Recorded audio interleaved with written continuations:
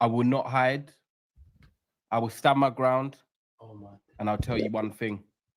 No way. I still want Erik ten Hag at Manchester United. Did you hear me? You want me to say it again? I still want Erik ten Hag at Manchester United. Yes, I do. He's done me. Like Cass. I won't go in. I won't go out. I won't go in. I won't go out. I'm here to remain. And until I say I want him out, he stays at this football club. Because when I'm out, I'll be done. That is the thing. I will give you consistency from back in 2022, from back in 2023, and now in 2024. Once I say I want this manager to leave the football club, I will stay on it. And I will say my reasons why. Greatest intro of all time. That's up to them. This is madness. This is a sickness. This is. This is what this is. That's what Erik ten Hag fans are. They're vaccinated with the wrong vaccine. And now the neurons in the brain are fried. What's going on, people? What's going on? Welcome back to the channel. Wow. I was literally chilling. I swear to you, I was on my work phone. I was relaxing. I thought, I'm watching, like, why am I watching myself? And I was like, oh my word. Tyrone was moving like it was a state of emergency, man said. When I say he's out. listen. Tyrone look like a hostage. Barack Obama come back.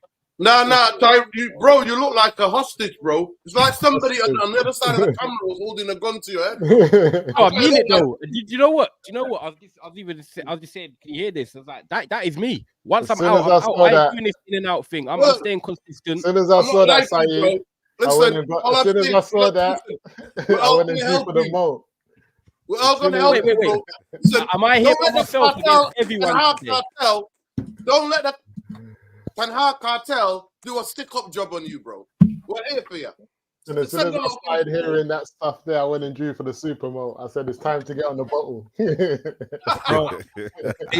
people, just to make a disclaimer, you know what I mean? Neji is in work. He's told me. That's fair enough. Marcel went on a job interview today. He was late for his job interview. Commiserations, Marcel. He said he was stuck in traffic 2 hours ago and he got the wrong bus to go to Hounslow or wherever he was going. How convenient. Right now, he said he's stuck in traffic and he may not make it. So right now, he's bottled it. You know, as far as my eyes, he's bottled it right now. You know what I was there? So you get me? We tried. He may make a return. He may get home, you know what I mean, by 6 o'clock or whatever it is. But right now, I tried, but it is what it is. And Tyrone, then man left to you, and you're going to have to defend for yourself today. We're going to be fair. We're not going to all pile on you. You know the ones there. It's going to be a debate. But, like, why, though? Why? I want to ask you why, though, Tyrone. No. You don't need Neji. You don't need Marcel. It's like the Conservative Party. They've sent Tyrone. He's the spokesman today. He's representing the party, bro. He's the party. You know what? They choose which one to send out to the morning like news and stuff like that. Tyrone is a representative, mate. The representative. He's carrying them all in his back, bro. Big up Tyrone. Yeah, man. But You know what? I've even since Nuruddin joined, like, obviously big up Nuruddin every single time, and everyone on the panel, Rhino, Rants, Musa, everyone in the chat, Leon, smash the likes. But like ever since Nuruddin, because I know that Osman have been doing it longer, and Nuruddin come in, he's known I've backed Ten Hag since the day he walked into this show when he sees me at the stadium, and I've stayed consistent with it. And listen, like, I see why people are vexed. I see why everyone is so hurt, because it was 3-0 at home to our arch rivals Liverpool. They made it feel to me like in that second half, I wasn't even watching Man United Liverpool. Like, I thought I was just watching Man United against any team that we were losing to at home. And this is our biggest rivals that we're talking about right now. But the calmness, when you just think about it and just say, breathe for a second, it's international break and we're 3 games in. I am not going to defend this manager and say that I want to get all these signings in. He's been back this window to throw in the towel 3 games in. I'm sorry. Like, I'm not. We're 3 years in, not 3 games in. Oh, no. He's got his signings, right? I hear that. He's 3 years in. 1 season, 1 bad season. This is the deciding season for me anyway. Nah, bro, even his first season wasn't good. It was just acceptable because it was his first season. It wasn't a good season. Cool. It was acceptable. I'm gonna let you do your thing. I'm gonna let you do your thing. Today, when people talk, I'm gonna stay quiet. I'm gonna listen, observe, and interject only when I need to. Right? But he's had 1 good season, 1 bad season, and this year for me, deciding season. He's been backed this window. He's got 2 centre backs. He's got his striker. He's got his central midfielder now in Agati. He hasn't played yet, and he's got his fullback in Mazraoui. Right? Look. We beat Fulham at home. It wasn't that pretty, but his first game, I always say to any team, just wipe the carpet, get the 3 points and move on, yeah? Second game, Brighton. People are saying we got bossed. Some people think that we didn't deserve to lose, so there's some middle ground there. If Garnacho scores, ifs and buts, we win the game 2-1. I think we see it out, probably beat them on a counter-attack 3-1 when they go for it. It didn't happen, but it's hypothetical. This is how I see this game, right? And then you go into the Liverpool game. Now, look, the Liverpool game, look, no one wants to lose to Liverpool. First 15 minutes, 20 minutes, we were on the ball more than them. Did we create a lot? I'm not going to say we created loads of chances. No. Were we on top in spells in that first 15, 20 minutes? Yes. Am I going to expect Man United to go away to Brentford, to Fulham, to Southampton, and these teams to have spells on top of the game when you're away from home? Every team has spells on top, and we just started better the first 15, 20 minutes. Now, look, Casemiro had a bozo moment for the first goal. Liverpool set up great. pressing Kobe, pressing Casemiro, and then they had their high attackers over our fullbacks, 4-on-2 every time. Boom, 1-0. Second goal, everyone's getting onto Casemiro. Casemiro made a mistake with the pass, but they shouldn't just score from there. Lisandro Martinez switching off, one of the players that we all love, we all think is in the top 5 centre-backs in this league. He's not been on it this season as much. He's been switching off, and he's been ball watching there. He's got caught 2-0. What happens is... Keep going, what happened? What happened? I will. What happens is what me and Saeed said on the show the other day. Saeed was on a show with me before this game, and he said, I think Man United might get a result. Why? Because Liverpool will play with the emotion. They will play the occasion. No, we did that on Sunday. We had the first season under Ten Hag, and we beat the top 6 in the league. Whether people say football's consistent or not, results are results. Last year was poor. This year we played Liverpool at home and we've got beat 3-0. We played the occasion after going 2-0 down and played off emotion, and they played controlled football, possession-based. Could have scored 5 or 6. We could have scored 2 or 3 max, but at the best, we could have lost the game 6-3. That is the best I see it for us. But at the end of the day, we're 3 games in. Agate's got to start right now because Casemiro, unfortunately, he's done. I thought De Ligt was good in the first half. Shouldn't have gone in the game 2-0 down, but he did. The attackers need to wake up. Ten Hag now needs to be brave because the bottom line is he has been backed. I'm not going to come in here and chat shit. He's been backed. He's got the players he wants. It is time to deliver. But I'm not going to throw the towel. You see what you've done? The whole summer for 3 games. And you see what you've done? You see what you've done right there, yeah? I'm not doing this is where I need to interrupt you because... Interrupt, my brother. I've been... Somebody, like you man was on my show yesterday. They gave me the clip here of Saeed when he went on that channel, and Saeed obviously confronted someone about the manager. And bro, you see when Mandem, you see when you go and you see the magician and they put the ball under the cups and then they do all of that. That's what Kai has done for the last 5 minutes. He's like, yeah, which one's the ball under, bro? You just come in and said a whole load of fucking nothing, blood, just to distract us from where the ball is. You know what I'm saying? Bro, which one is the ball under? Bro, listen, what the fuck did you just say? Magician. Oh, what did you I'm telling you, we've had 3 games. I'm not throwing in the towel yet. I'm going to be patient with this manager. He's got his signings in. He's been backed. I think that hopefully he can get more out of them. I think he can get more out of them. Agate needs to come in. Do I think there's going to be wholesale changes and all of a sudden the football's going to be marvelous? No, I don't. But do I think Man United can get better results than what we've had so far the first 3? Yes. And while I believe, and there is still a bit of hope. That is shocking. You know what? I don't mind if you lot say, yeah, I'm hoping. No. Do you know what? I'm cool with it today. If you lot will say in the chat, oh, it's hope. It's hope. Yeah. Do you know what? If I hope, I hope. If I hope, it's hope. While I believe, I'm believing. While I believe it's listen, you can hope. Listen, tight. Man's at the bus stop. After 3 games, I'm not. There's no buses coming. I'm sitting at the bus stop one night. I said, I'm hoping it's coming. I'm hoping the bus. Nuruddin, can I just say quickly? Can I just say something? Nuruddin, can I just say? Can I just say that quick, yeah? After 3 games, I'm not. Yeah. Ineos. I'm not blaming Eric Ten Hag anymore, man. This is on Ineos.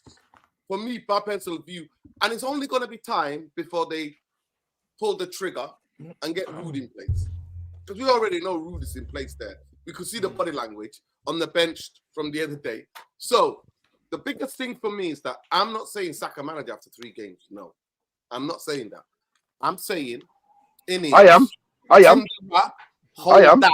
Because Ten Hag doesn't put himself in a position. He doesn't put himself in a position.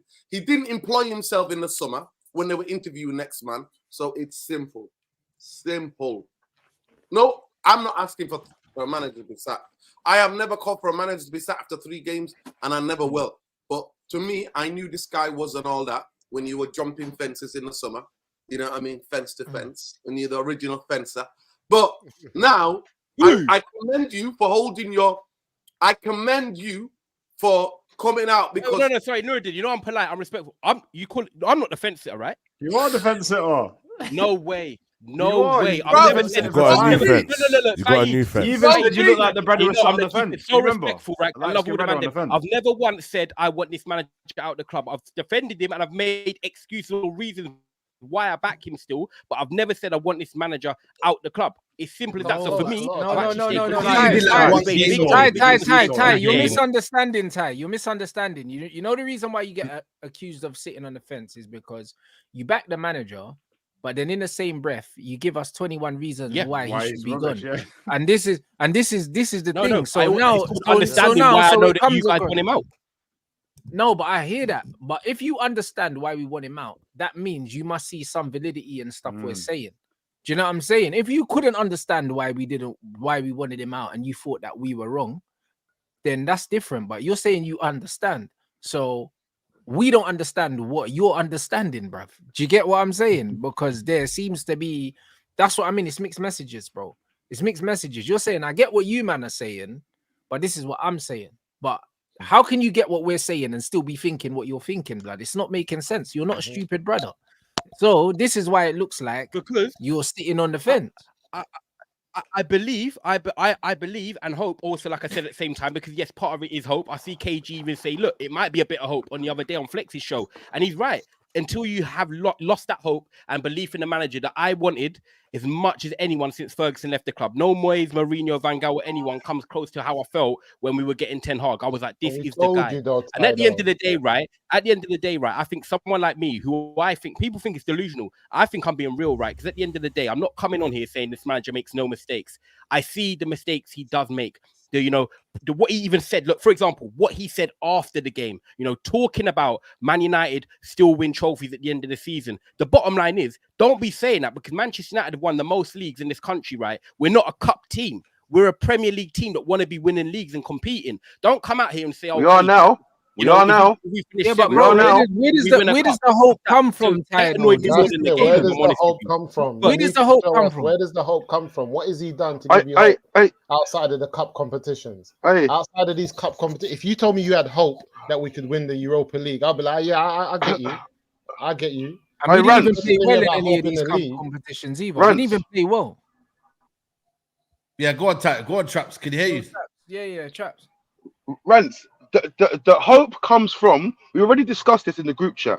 It comes from the amount of dopamine released in the man's body because he likes the manager as a person. Yeah, not as what he's seeing, as a person. That's what happens with these lot. Yeah, I'm telling you now, I'm at the end of my tether with this. We've just been going back and forth. This has been, how long have I been on the show now? I've been on the show for a minute, and we have been having the same debate since day one. Literally from day one, yeah. Day one, yeah. Real. Something has got to change, yeah. At the end of the day, something has got to change. There had to be progress, or there had to be someone who has to be wrong. Everyone's just doing this. We're not trying to be wrong. Just look at the facts. At the end of the day, the man is on TV saying we've won the most trophies after Man City, bro. That's not an accomplishment, bro.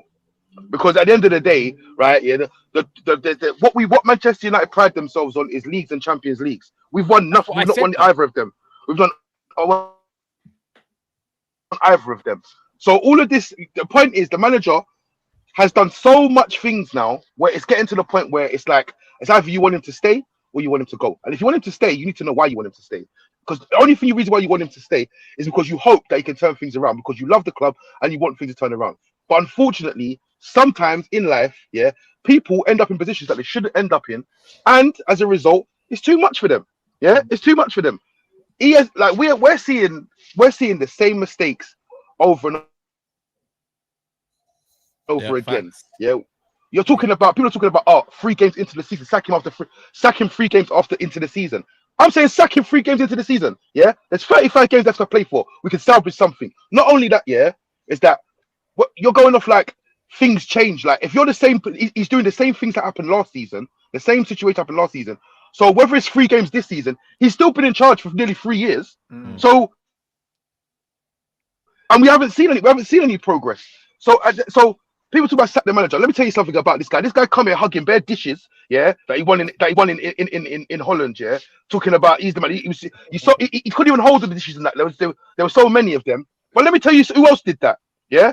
Frank de Boer done that shit, yeah. He lasted 4 games. Get him out. Fuck him off now. 3 years down the line. Fuck him off. Earliest sacking we've seen in the Premier League, because whatever that earliest sacking is, it gives us the ability to do Frank de Boer. Frank de Boer.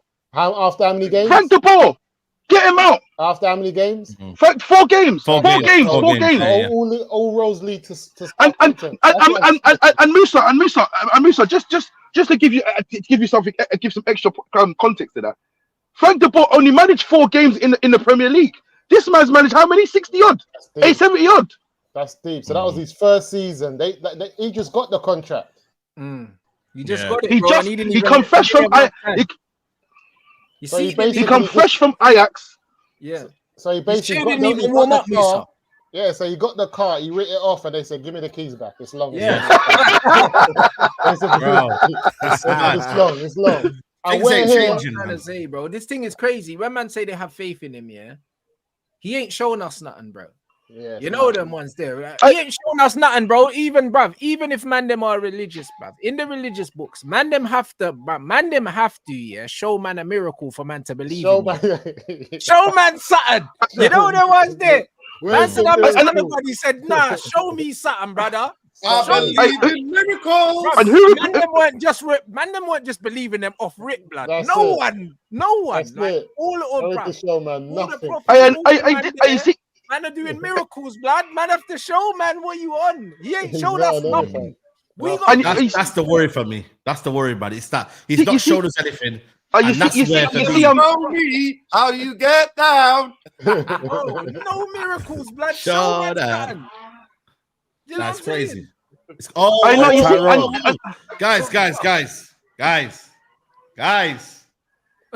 Guys. Better not be Faz. Guys, I have a bomber. Someone's in the building. Who's in the building? Shall I replay the track again, guys? This is madness. This is a sickness. This is. This is what this is. That's what Eric Ten Hag fans are. They're vaccinated with the wrong vaccine. And now the neurons in the brain are fried. Well gone. What's everyone saying? Saeed, man, what are you doing? What's the chat happening about, man? What's everyone saying? Speak, confess and say why you said what you said. Tell them. What do you mean? What have I said? You said 5 and 5. I'm here to answer questions. I want you to give the 5 and 5. Opening statement to the people. Please give a 1 minute opening statement. Listen, chat, everybody. I made a mistake. I said 5 games. I believed he was going to win the first 5 games, and Ten Hag's made a little bit of mistakes here. Sorry, I'm late, by the way, as well. I was, a little bit busy, but I'm here now. And I'm here to discuss what's going on. I still believe this is the right manager for the job. There's no doubt in my mind about that. It's just I got that wrong. 5 and 5. That's on me. That's on me predicting the 5 on 5. Are we going to go through the game side and talk about? No, we're gonna talk. Fair play, you made it. You know what I'm saying? Because I didn't know you were gonna make it. Of course, I'm gonna make it. But why the suit? Hey, Saeed, put me where Nu's in this, please. Okay. Yeah. Why the suit? Though? Why the suit? Everyone said wear the suit. Everyone said be ready to defend Ten Hag. I'm ready to defend him. Okay. If everyone that's saying that. Have you got a suit? Have you got a suit anywhere? You might as well get your suit on as well. You might as well. I like to do the road, man. I like to do the road thing. Get me trapped. The van. Back in the van, yeah. Back in the van. Everyone that's saying to sack Ten Hag after 3 football matches, I just think is incorrect. We shouldn't. Thank you. Do you know? I'm actually. This doesn't make any sense. I'm gonna do bare ad libs like you're running a track. So I'm gonna let you try and talk, and I'm gonna hold it, but just say what I said as well. Carry on. You're just preach it. Well, I don't know what everyone said. I don't know what everyone said. I know. In the fact that Saeed's come and put me in the courtroom and said, listen, you said 5 and 5. Yeah, I'm wrong. 100. Marcel was wrong. Massively wrong. Not just wrong. Don't do a Ten Hag and be like, yo. Well, let's break that down. Saeed. Let's break that down. On, break it down. The first game we win, so it was looking good. The second game we win, we lose in last seconds because of individual mistakes from the guy that I've been criticizing heavily recently in Casemiro. Lo and behold, he runs out the box, moving the cups, and leaves the back post. Moving the cups. I'm not moving. Hold on, Rhino. Explain. No problem. No problem. What's moving the cups? What cups am I moving? They're trying to say that me and you we juggle around the cups. We beat around the bush. But carry on, Marcel. No, hold on. No, I'm gonna attack every single point. Rhino saying I'm moving the cups and I'm trying to go around it. I'm not doing that. I've said that I'm wrong in the 5 and 5. And Saeed's gone and said, Rhino, that I'm massively incorrect. And I said, hold on, I don't know about massively incorrect, bro, because I've now broken down 3 of the games. But ultimately, you're right. I'm wrong. I've said it first, bro. So there's no cups being moved, bro. I'm just saying the second game, if you let me finish, please, was a situation where we lost it last seconds because of a player that I've been complaining about recently. I could have won it 30 minutes before. And exactly. And we scored, I think, 2 offside goals in that game. We put the ball in the back of the net more than them. Yes, illegally, no problem. I've admitted to the fact that I got that bit wrong. But Ten Hag's approach for that game, and by the way, like I done last season, I can admit to Ten Hag's mistakes. Or when Saeed used in and around January, February time, used to say, "Oh, what? So what? Do you and you as well, Rhino? Funny enough, you guys used to say what? So does Ten Hag make any mistakes? Does he do anything wrong?" And time again, I used to list it off to you guys the mistakes that I used to make last season. I used to do it all, and I can do that again for you after the 3 games that I've reviewed. Hold rants, we do this. So number 1, Rhino, his selection of the 11 has been poor. You know, he's been trusting players that have been performing poorly throughout these 3 games. One of them being Marcus Rashford, the other one being Casemiro. They were poor selections, and maybe even keeping Maguire on for the duration that he did do. He should have maybe put the lick in straight away. Hold on, Norrington, don't do it. Don't do it. Don't you dare. Don't you dare. Don't you dare. Don't you dare. We know it. We know it. Yeah, tell us the good stuff. When people want the manager out, they just want him out no matter what. Don't tell us the bad stuff, because we all know the bad stuff. Tell us the good stuff. We know he's done. So telling us, all right, let me help the Mandem here. All right, okay, Marcel, can I ask you something here? Based on that specific point about the selection, don't you think at this point of his career, 3rd season in, it's a silly mistake to still make at this 79 point? games. Is all I'm saying, and you could carry on. That's it. Yeah, no problem. To play Casemiro, yes. And by the way, Musa, I've admitted a lot of the stuff we've spoken. So I don't know why you're pretending like I haven't said the good stuff and the bad stuff in the group chat. But on that specifically, though, Rhino, Casemiro is definitely a problem going forward. By the way, this new 4-2-4 formation was changed after the Crystal Palace game. The Crystal Palace game was the 4-0 loss. 3 of the mistakes were made by Casemiro. 3 of them. And then after that period, Casemiro wasn't in the team anymore. Casemiro, for some reason, I spoke to you lot specifically before during the summer window, saying to you guys, if X amount of players don't leave the football club, is Ten Hag being shagged? One of those players, lo and behold, was Casemiro. Go and check back the videos. So Casemiro now, lo and behold, Rhino, is one of the people. Yeah, shake your head, bro. But I've been saying correct things. Casemiro, please, Musa, please. Who picked Casemiro? Hey bro, who is playing well under this manager? Let's instead of saying who's playing badly, tell me who's playing well, because it's a lot easier. It's a lot easier to just pick out the players that are thriving under this manager. No problem. Delit's played well. Mazraoui's very good so far. Mazraoui's who's thriving in this system? The first 3 games that we've watched at Man United, yeah, like who's standing out? That's playing well, not having an okay game, playing well. Who's playing well? Yeah, I'm gonna go. I mentioned one, Delit. Mazraoui's played well in the games, and I would say, and it's mainly the back line in terms of how they've been building up and stuff. But Martinez made specific. If the first thing that jumps into your mind is Martinez mistakes, so you wouldn't really. Oh, you've only mentioned 2 players out of 20-something players. 3 out of, and he's not selected 20-something players in the first 3 games. It doesn't matter. The point is, it does matter because you're talking about the first. The point is, in 3 games Man United have played. Correct. Mazraoui had a very good game in his first game.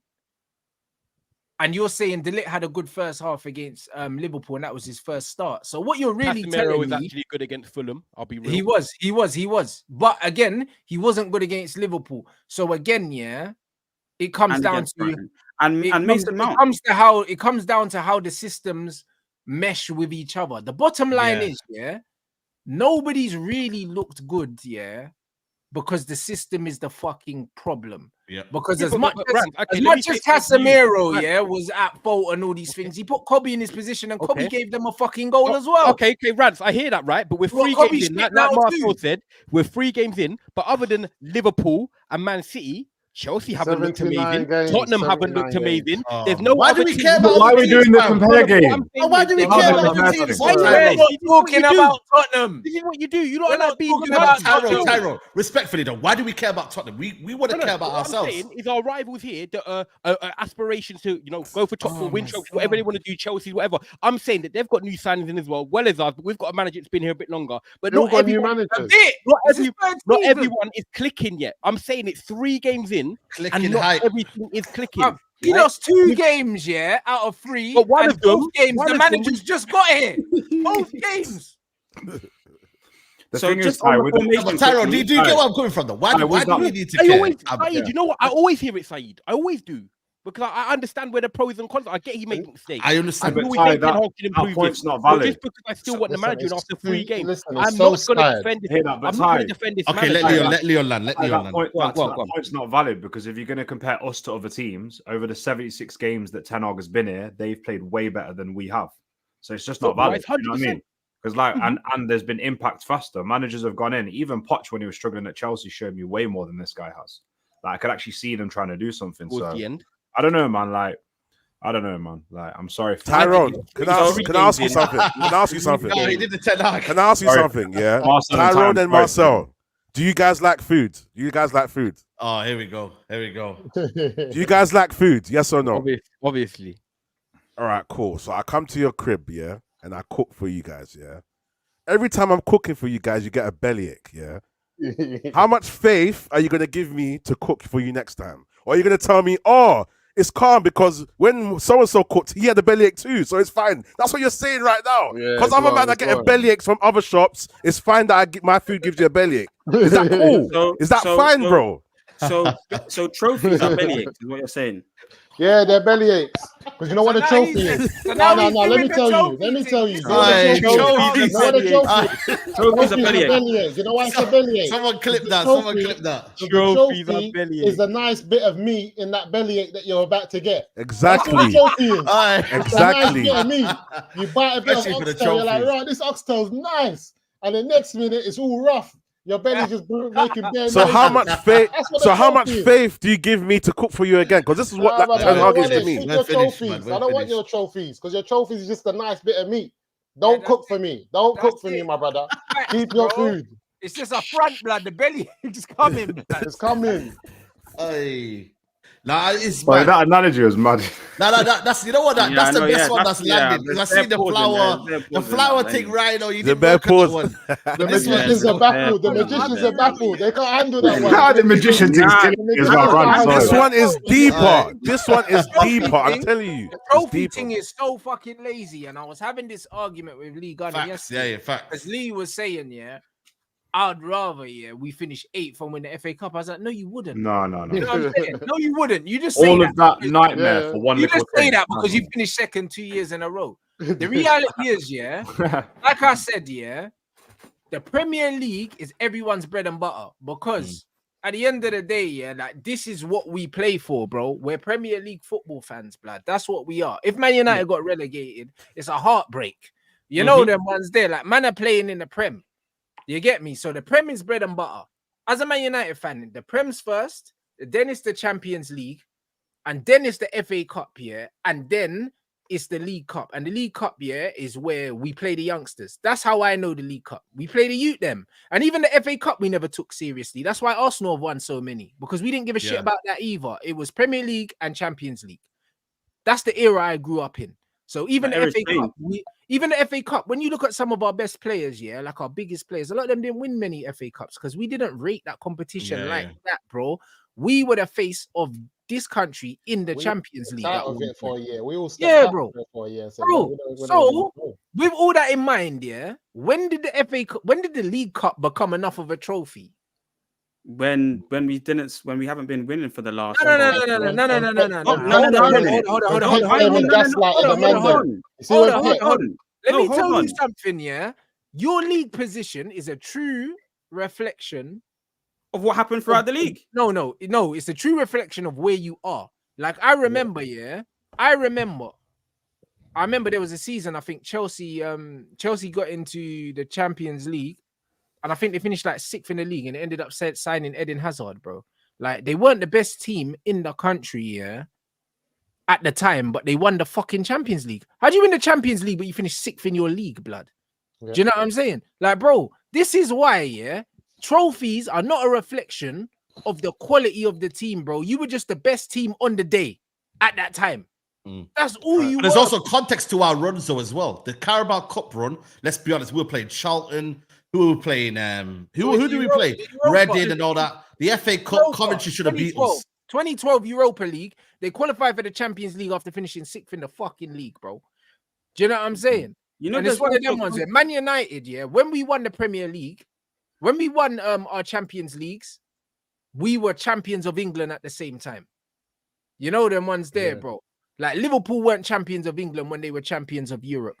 Chelsea weren't champions of England when they were champions of Europe, bro. Like, it's different, bro. At the end of the day, being champions of your fucking country, that's your bread and butter. And then everything else comes after it. You can win the Champions League and not be the best team in your country and not be the best team in the competition. We've seen Chelsea do it. Bro. But Marcel, can I ask you a question? When you watching Mourinho, when we won the no, but let me ask you a question. Because there's context between our 8th place last season, and we all forget. That's a question, Marcel. You know when you're watching Jose Mourinho, right? And we seeing him go and win that the Europa League, he won the Carabao Cup. Do you think the fan base was satisfied under Mourinho? Yes or no? I wanted him gone still. You wanted him gone still, right? Yep. Yeah. So I think this is how fans are feeling right now. Like, we are seeing the football regress. We are seeing. Am I telling you you're wrong for feeling like that though? Sorry? Am I saying that you're wrong for feeling like that? No, I understand. Yeah, you are. I'm not telling. You are. You know what? Indirectly, me and Marcel, listen. Now, let me show you something. Delusional for wanting the man. We understand your reason. No, Ty, let me show you something. When I say that, right, my man keeps on banging me in the face, and you're like, no, but he's cool though. He's calm. I like him. You're disrespecting me. No, that's what's going on here. It is. You can't be like, he's calm. I want him to stay, and you're saying, but I'm not saying you lot are wrong. Because you're on the other side. You're the opposition. You're an op. That's all it is. We got to be clear about it. We have to stand on our fences because I'm telling you, you're wrong for wanting him to stay, based on the analysis of what we've seen this guy do over 70 odd games in the Premier League.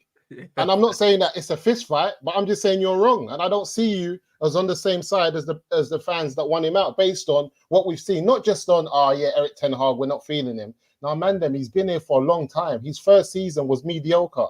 It wasn't a good season. No, he overachieved in his first season. No, it was a mediocre season. No, he didn't. No, he didn't. Look at the numbers, bro. We only scored 50 goals in the first season. No. 58 goals. No. Bro. 58. Bro, we didn't say overachieve. The keyword's overachieve. Bro. No, we all said overachieve. Brother scored 58 goals. No, we didn't all say overachieve. 58. Saeed, get up the Premier League table for the year that we come to for his first year that we finished. For the definition of where you are. Because that's no. Chill. Because I'm not gonna be a hypocrite. When Jose was here and we finished second, I said, we weren't the second best team, and we finished second because everyone else died. When Oli was here, I said the same thing. Yeah. Do you know what I'm saying, bro? Bruv, look at our goal difference. We finished third, 15 goal difference. Go down until we find a team with a worse goal difference than ours. 7th. Peak. 7th. Peak. Brother, we finished third because everyone else died, bruv. Liverpool on 67. Newcastle, bro. Where did Newcastle finish the following? But 5 minutes ago, you said the league table don't lie. We finished third and we overachieved that season. No. What is the mediocre season? It's still a mediocre season. You can still finish third and be a mediocre season. You can still finish third and it's mediocre. Yeah, we're not lying. Brother, listen to me. All the league tables. He's doing the cup thing. He's doing the cup thing. You don't know about cup, bruv. You're dehydrated, blood. You need a cup of water. That's what you need, bro. You know what I'm saying? What man need to understand is, all this league table, all this league table shows you. is that you were the best of a bad bunch. Drunk. That doesn't mean you were good. So now we're the best There's of a bad difference. bunch because we Of finished course third we in are. the Look league. at the numbers. Look at the numbers. So We're exaggerating that first season, man. We're exaggerating it. So you can't finish third in the season. You can't. So now let's go back to what Saeed was talking about context and have a mediocre season. You can't finish third and have a mediocre season. Of course you think when Madrid finished third, it's not a mediocre season? Whole different competition with whole different teams. I need Marcel to explain the content. Then Murray's got his hand up as well. Thank you. So that question you was going to ask about context. You got to put the cups away now. It's So you do. It's so real. So on the context thing, yeah, it's a thing where there's context for that 8th place last season. We've seen it. So yeah, there is. The table didn't lie in the first season. But we all would kind of say a general consensus of it was felt like an overachievement. The second season happened for everybody, you know? And there was context for a lot of why we were in the situation we're in. Just look at the stats, like Orange is saying. So now the third season comes along. And we're in a situation now where Ineos changed the fourth. Yeah, it's 1-1. So I'm saying, why are you not moving so mad after 3 games? We never overachieved in the first season, bro. We didn't overachieve in the first season. Bare teams underachieved, bro. Do you know what I mean? If anyone, the only person that overachieved was Newcastle. And so did Newcastle were the only team that overachieved. We underachieved in the second season. Man, just wiping out history. Man, just wiping out history. Man, getting rid of history. Yeah, go on. Some slavery thing, like you're just getting rid of the history. You know what's interesting? 58 goals, and man are saying we overachieved, bro. No, allow that. We overachieved in the sense where the way we performed, we should have been fucking 8th. Yeah, exactly. With the stats and that. The thing is, there's a correlation between when I asked the question a while ago when I first come on Mandem talk about where is your baseline. It's interesting how the 2 people in the chat who have never identified where their standard is of the club are now telling us that it overachieved. We know what we're looking for. I know what I'm looking for. Do you know what I mean? I know that a league position or a trophy is not the full story in a season. I know that when I watch my team on the pitch, I know whether they're progressing or not. I know whether the players are developing or not. So it's not an overachievement for me. That first season for me was good. That's it. And good is not where I want to be. So because my baseline is not there. Do you know what I mean? It's just below. So sorry, it's just above. So for that kind of team at that season. So yeah, it's not an overachievement for me. Do you know what I mean? So you got to be careful, Marcel, when you're saying everybody said overachieve. You may have thought overachieve. I don't. I know that I'm going to call cap on that situation. That's all I'm going to say on that. But what I will say is, if that was good for you then, and you knew where you wanted to go, where was you in the previous years? Was everyone rubbish then? Because we've underachieved a little bit higher than that in second in Ole. We've underachieved for years. We've underachieved for years. Managers have not. Bullshit, bro. Because under Ole, and also under Jose, even when we finished second, we underachieved. But we all said, yo, the football we were playing, wasn't second in the league. Exactly. We knew that. So why is man trying to be disingenuous now, bro? We finished third under Ten Hag. We never played no good football all season. And then even the fucking when we won the cup, we were shit and we had a favorable run and we scumbagged that final against Newcastle because we were getting shit on before we scored, bro.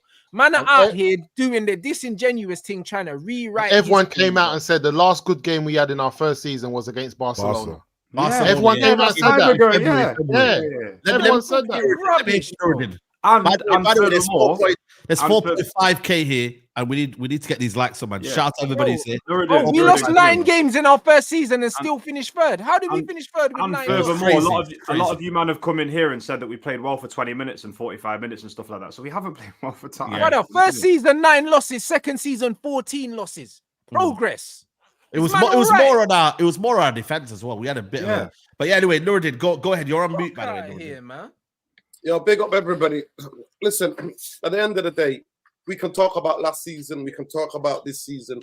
For me, I really want to get to the game because if you're a football fan, if you ever played football or know and understand anything about football, and you watch that Liverpool game and you're pinning it on a couple of individual players, then you've lost your mind. And I'm gonna smash this laptop and jump out that fucking window. Trust me. Like, I just don't get it. I genuinely do not understand and see, right? If there was ever one game, and I'm a person that says, never just make massive assumptions about one game. The fan base did over Onana, and I called it then. Before we signed Maguire, people were talking about like he was the greatest since sliced bread because he played against Liverpool, because he scored against Liverpool. Most of you remember he scored against Liverpool, and United fans got gassed last minute. Leicester, whatever it is, right? I was at the game on Sunday and watching it like genuinely, like you know the difference. You all know. You've all gone to United games. You all know what it's like being in the stadium and what's watching it on television. You understand the camera follows the flipping ball majority of times, right? Being in the stadium and seeing and literally being really like close to the pitch. Saeed knew where I was because I could see him from up there. Like he could see we're on the same stand. He was on the upper, I was on the lower. And I'm not going to lie to you. If you genuinely understand and think that there is any faith anytime soon that for, like Rant said before, miracle. We're talking about miracles of all miracles. Wine into water, walking on water. We're talking about all of the biblical. So my respect due to all the Christians and all the believers, yeah? But trust me, for Eric Ten Hag, for me to turn this around, he's got to go back to the last 4 games of the season. Not because of the results or whatever, what other teams were doing. How compact we were. Sunday, you saw it with your own eyes, right? Well, Sal, please mute for a second. I beg you. Yeah. Because you know. Listen, you'll have all the time to rebut this. Let me finish. Players will come out on the pitch, and within the first minute, game plans out the window. All because Liverpool played narrow. All because Liverpool knew who the 2 players to go for. The 2 players in the way that we play out from the back was Lisandro Martinez and Casemiro. And if you watch the last 2 of the games, we were playing through Casemiro. The idea that you're asking, and you know what, and I'm a passion merchant, you know what I mean? I love a player who's giving it. When I go watch matches, I want to see a player that gives it. Me and Saeed are going to do a show later, the uncomfortable conversations about Leacher. So everybody put their pin on last season and said, when Leacher's back, we'll see Ten Hag ball. When Leacher. So Leacher and Casemiro, the 2 players that Ten Hag has decided to do the build-up, both of them from the first 2 minutes, a minute and a half, they was targeted. The manager stood there for 95 minutes and see us get all laid after 3-0 where it could have been 4-0, 5-0, 6-0. And it's only because a couple of blocks here or there and by a bad finishing from Liverpool that it wasn't 6 or 7. They asked Mo Salah. Mo Salah is not the most bombastic of footballers. He's not that guy. He's not the guy who's on Twitter, on the socials with shake. He's not that guy. They literally asked him after the game and he said, you know what? We don't know how it was so easy. It could have been 5 or 6. And genuinely, that's a genuine like opinion. He's not trying to taking the piss. He's not doing anything like that. And if you watch that game and you're telling me that there's a difference from yesterday's game than the basketballification in and out of possession. And stats can tell you a lot of things. Manchester United against Liverpool tried to play out 90 times from the back. 90 times they lost the fucking ball. 20.3% a time where we played out from the back, we got into Liverpool's half. At a home and at Old Trafford, I'm really sorry. No other game sums up. No other game typifies. No other game says that the players, the manager, the fans, there is the biggest discontent. And that's why on 65 minutes, majority of the stadium emptied. It didn't even get to 70. 65 minutes, and Liverpool start singing, where are you going? Where are you going? Who the F are Man United? And then they were singing, always look on the bright side. So I'm sorry, we can have this debate. We can go this and that. No, there was one game against your biggest rivals, the biggest. It's 45 minutes down the fucking road, Liverpool. Ain't that far. Half an hour. Trust me, half an hour if the road is empty. Right? People who live in London don't live in half an hour from each other because of the fucking traffic in London. Right?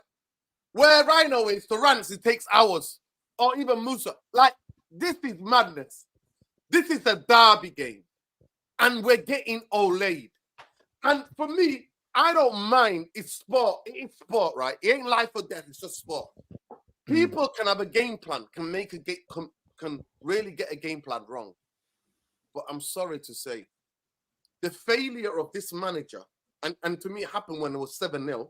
And when I was on that cycling, people, when I was on that cycling, on the crew cycling on the outskirts of Manchester, and I saw him and his wife, I wanted to stick it to him to let him know, listen, this ain't fucking Ajax or Area Divisa. When you stop the bleeding at source. So when you can fucking see that Martinez, Casemiro are getting the fucking press out of them by Diaz, Jota, Salah, and Szoboszlai, that they're setting traps, they're hunting in 2s, 3s, or 4s, stop it! Stop it! Get somebody else in that midfield and go. From the next 20 to 30 minutes, you know what? We're playing to Rashford's side. Everybody get around Rashford. Right, Rashford, jump for that ball. We take the second ball. This is the thing. But his wife was really nice. She held out her hand to me and she smiled. And I thought, I can't really go stick it on the man. Yeah, see, right, she broke you, Nuruddin, bro. He looked at me weirdly because he could see my energy. He could see that. And I could see my energy. So, I'm not going to Old Trafford to be fucking fucked and Olayed. Get that into your fucking thick heads, these fucking Ten Hag inners. This game typified more than any other fucking game.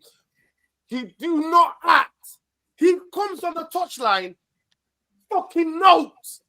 Go back to his house. The same thing is happening again and again and again. Make it even more fucking. I come home and I'll check my phone and people are sending me videos of Arne Slot explaining it in less than a fucking 2 minutes. How he dismantled us. So please talk about last season, this season, first season, but season. I don't give a fuck. He had 95 minutes to stop it. Yep. Any of that time, he could have said, stop this. But then you know what he did? He doubled down. Yeah, I was just going to say that. Because this is the fans feel, so I'm going to blame it on Cass. And you know what? You don't need me to slag off Cass. I wasn't happy with that transfer from Dave. Saeed will tell you. Me and Saeed have been fucking blazing rows on this channel, right? About the fucking length of contract, why we bought him. And I coined a phrase for all this. Simmer frame FC, mate. Simmer frame FC. People come to get the last big wage at United, right? So you don't have to tell me that. You don't have to tell me to have a go at Cass. But he thought, I'm gonna throw him under the fucking bus. And guess fucking what? This game was like the biggest trap of Ten Hag's footballing identity. The third goal comes from who?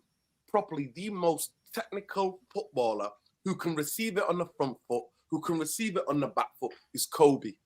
But when you got 2 man hunting you down, 3 man hunting you down, you can be the most technical of all you want. And they take the ball off him and they go and score the third.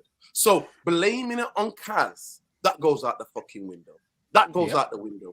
Collier comes on, and you know what? At times, he was running into dark. He was literally just trying to get away from him, man, innit? Sideways. Right?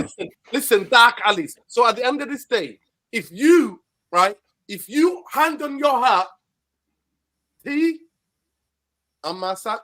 on your heart, you watch that 90 minutes, and you're gonna come and sit here. Whether I'm not saying sack and hang now, I'm not saying that. First of all, I'm not saying that. For me, the blame lies on Ineos because the strategic review is a failure. The strategic review, the 6 months, Dodgy Dave and Blanc and all these dickheads were doing is a failure. Because what we saw in that game is what we saw the first season, The second season and predominantly all of last season, we saw that, except for the last 4 games, where whether we pressed up, there was no gaps. Whether we in the middle, there was no gaps. Whether we defended low block, there was no gaps. But in that game, I said it to this, I swear. It's like, you know, when we used to be reckless, or when I was a teenager, we used to, come fireworks nights and that. We used to just go run. So man used to get an A shooter, right? Yeah. And then everybody be around. Yeah, So you was shitbag if you did, Everybody had to be around. So man just be there with his eyes closed, and everybody has to run because the A shoot was about to go off. And people run. When Manchester United player has the ball, every Manchester United just gets off. Runs away from all man. like that. Listen, Manchester United, let me explain to you, sum up Manchester United as a team for you. We are either doing this when we've got the ball, or we're running back when we haven't got the ball. And that is not synonymous with football in this country. Every divisor, you camp out outside the opposition area, 90 minutes, you've got the ball. If they go on this breakaway, you score, you're going to score 3 or 4. You've got the superior players. Here, that shit ain't working. So if you, Marcel, and if you, T, want to die on that hill, go right ahead. Because the rest of it, it's just a lot of fucking waffle. Nuruddin, can I just say something? Man. I can't believe Nuruddin, can I just say something quickly? Can I just say something as well? Can I just say one thing, Marcel, dead quick? Nuruddin Daily Duppy and that. Nuruddin killed the Daily Duppy. Marcel, 2 seconds. Hold on. I just want to say one thing. Only 5 seconds, and that's the thing as well. It's like, it's not even personal for a lot of us with the Ten Hag thing and that, because I think sometimes you might come on and think that we just don't like him or something like that. Yeah, some of us might not because of what he's done, whatever. Yeah, but it's like when it's like you don't even stem the bleeding, and that's why Nuruddin's made such a good point there, because it's like when we're dying on the pitch and we can see throw a double pivot in there, throw someone that can maybe hold the ball up a little bit better, or a winger that can just do a little bit with the ball. And we're just watching us suffer for long periods of time in the game. So I just can't see it in it. Do you know what I mean? But Marcel, I just can't. Yeah. So what happened there was Casemiro made 2 mistakes early, Nuruddin. I don't understand what it was before half time, Nuruddin. We're 2-0 down.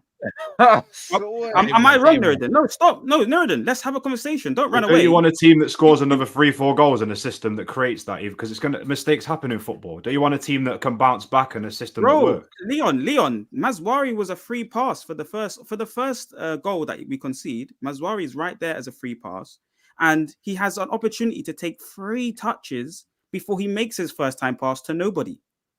That move starts with a poor pass from Bruno, by the way. If you go further back, it doesn't. It does. It puts Bruno puts him in trouble. He does. No, watch the play again. We watched it last night. He found his shirt. He found a red shirt, Leon. Let's not do this. So Nuruddin's kind of making the point that Ten Hag didn't change anything when he didn't try to stem the bleeding. He took Casemiro off after half time. You're showing me. You know what you're showing me? No, Marcel, you're showing me what Ten Hag showed me in that press conference. Yeah, you didn't listen to anything Nuruddin said, bro. You're just coming back with these generic bullshit answers. Stop your shit. At all. At the end of the day, the system is the problem. Hey, listen, the system is the problem. You know why? Because when he changed Casemiro for Kobe Mino, the same thing kept fucking happening. No, that's the bit I want you to answer, Marcel. No. He put Kobe Mino in the 6. That's what I mean, bro. Oh yeah. And the same thing happened to him. He cast his position and he got mugged as well, bro. The problem was Liverpool was setting up with their mid block and their trap and their press trigger was working every single fucking time. The videos are there. So fucking stupid, yeah. I know, Musa. Don't need to say that for me. I know. The manager's so dumb. Instead of realizing, bro, listen, just saying wrong things. Instead of realizing, instead of realizing we needed a tactical adjustment, this idiot thought that changing the player that was in Cass's position was going to stop them from jumping us every time. He kept doing the same fucking thing. What is the definition of insanity, bruv? This player watched the game. We kept getting caught with the same trap. Nuruddin gave us the numbers. 90 times we tried to play out from the back with a 20% success rate. That means it's not fucking working. No, Rance, that's ego. That's ego. That's what? It's not the personnel. It's the fucking system, bro. It wasn't working. Why didn't he tell the goalkeeper, you know what? For 15 minutes, to alleviate this pressure, we're just going to go long for 15 minutes. Why didn't you do that? You got a 6'4" striker up there. Kick the ball long instead of keep trying to play out and losing the ball. No, you're going to take off Cass, put Kobe there, yeah? And guess what? We still kept fucking dying, bro. So clearly it wasn't the personnel, bro. It was the fucking style. The game plan, your game plan got rumbled. And then the geezer came out in 90 seconds and told everyone why you're a fucking fraud. 90 seconds. You know, can I challenge him? Listen, Marcel. The main point is, Marcel, which I wanted to ask you was what really changed after? Because you're very, very like looking at one point and you're looking at Casemiro. Today you wrote a tweet saying, yes, he's gone. And I asked you a question, what's going to change? Because Ugarte isn't the greatest on the ball, and he's going to be in that lone six suffering from the same problems Casemiro's going to be having. So that's why I'm thinking you're looking at it from a very holistic point of view. You're not looking at the wider problem. I don't think you are, Marcel. Yeah, you mean singular. You mean singular. So again, so we play a 4-2-4. It's not. There's no single six there. Sometimes one of the two drop in to make. I never get to finish here, Rance. Oh, because you're lying, bro. I'm going to sit here and watch man spread misinformation. We don't play a 4-2-4. It's 3-1 thing, innit? It's 3-1-6 in the build-up with the ball. Hey, all I'm going to say this year, if the manager explained himself, then I don't think Marcel should be telling us what formation we play, because I don't know what we play. I'll be honest with you. Yeah, it's 3-1-6 in the build-up with Cass in the single pivot. I personally think we play Oli heroin ball. That's what I think is cool. That's what I think. But that's so 3-1-6. Everyone knows it. It's not. Go on, Marcel. Go on. Let him say. Yeah, let Marcel. Go on, Marcel. Say what you got to say. So anyway, until I was really interrupted. Yeah, we have two midfielders there. Yeah, that are in the position in the midfield, and at any given time, one of them can go into the middle space and pick up the ball. Ugarte, we're hoping, is going to have more legs in the transition. He's going to hopefully have better ball retention than Casemiro. And he's not going to die after 60 minutes like Casemiro. That's why Ten Hag did change something. He put Toby on there because in terms of when we lost the football, running back, Casemiro was nowhere to be found for a couple of the moments. He also made the wrong decisions. We've been seeing Casemiro being very wasteful in the middle of the park. So we need somebody else there. We need legs in the midfield to be able to support the front four and to support the defensive four. It's very simple. Casemiro, we saw after the Crystal Palace game, like I mentioned earlier, was making too many mistakes. Even defensively, he's bad. I think even against Coventry at Wembley, he was making plenty of mistakes.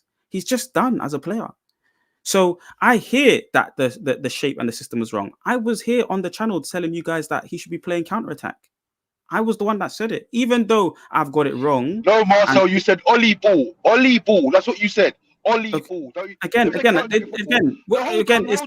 saying everyone wants to just interrupt me, but it's essentially the same thing that Traps was saying there. I said for this Liverpool game, we should have played counter-attack, and everyone was like, no, he's playing at home, He got that element wrong. He got the selection of the players that played in XY Z position wrong. Again. Like I said, Casemiro shouldn't be playing in the squad. It's really simple. It's just really who do you put in there? Who do you put in there? For me, I think you put Ugarte in there, and I don't even think you put. He said he wasn't ready. He was saying he wasn't ready. So who do you put in there then? I hear that. So and that's why he should have played counter-attack in this game. He got that wrong. But he tried to change it at half time. Is the point? I heard everything that Nuruddin said until I got really interrupted. I was going on to say a specific point about the fact that he did try to change something. He did try. It wasn't try to stem the bleeding because he wants to go and win football matches. So he tries. Hold on, Nuruddin. Saeed, have you got the picture when Kobe Mino leaves the ball, loses the ball? 1 second. Get that picture up, and show him where Bruno and Collier were. Let's see this 4-2-4. Can I? Hold on, please. Before you do that, can I just speak to Nuruddin and what he was trying to say, please? So, because you guys love cutting me. So basically, at the end of the day, Kobe lost the ball only to McAllister. I know you said that there was 3 or 4 people pressing him, Nuruddin, but it was McAllister that bullied him off the ball. No one else was there pressing him. The shape and the structure having your fullbacks high, a decision by Ten Hag, high risk. Yeah, that caused the mistake. But again, it was nothing. That's just an honest mistake from a young player. Casemiro has had a decision to make on the ball both times. He's taken too long on the football, hasn't got his pass off the second goal. And the first goal, but he can easily play a backward pass. A bounce pass. Where's this 4-2-4? No, he's in a single pivot by himself. The fullback, look where Dallo, how high up he is. Yeah, I'm assuming the far right is Mazraoui there. Do you know what I'm saying? And then we have Bruno here and Collier here. He's in a single pivot. We build up in a 3-1-6. There is no 4-2-4. The 4-2-4 is out of possession in the first phase. Bro. Yeah, imagine you don't understand that. Yeah, no. And Casemiro is normally in that one, bro. And Casemiro not a fucking when you're one up, there's no this like Stretch Armstrong. He's done. You're one up. No one ain't helping you in that position. No help. It's simple as this. It's simple as this, right? It's a 3-1-6 in build up and 4-2-4 off the ball. Like, let's just cut the bullshit. Yeah. That is what it is, right? The bottom line is, I respect you, Marcel. I know you want the manager in. I respect everyone else's views. The simple thing is, Ten Hag got it wrong. Let's just forget all the excuses I'm trying to come out with here. Ten Hag went into this game against Liverpool, and my manager got it wrong on the day. Do I think my manager can get it right in other games? I'm hoping so, because that's why I'm still believing in this manager. But I'm going to say it straight up. This manager effed up against Liverpool. Leaving a team like Liverpool that have shown the speed of passing, they've shown under Arne Slot, and I'm talking Slot, not Klopp, Slot, in the final third where they speed up their passing with Szoboszlai, Jota, Diaz and Salah to allow them 4v2, 4v3, even that is a dangerous recipe for any side in the world of football. You don't do that when you've got goal scorers like Salah in the side, Jota, Diaz, who works so hard, and you've got Szoboszlai, who works like an animal. Manchester United don't even have runners in our midfield. And I've said it all summer. I wanted replacements in the summer to get a runner in that midfield. Kobbie Mainoo, I love you technically, and you're a baller, but we exposed him and we're using him for his weaknesses. Right. We need him on the ball in the other side of the pitch, using his guile, like the goal he scored against Wolves away at Molineux, the little jinky, slotting it into the bottom corner.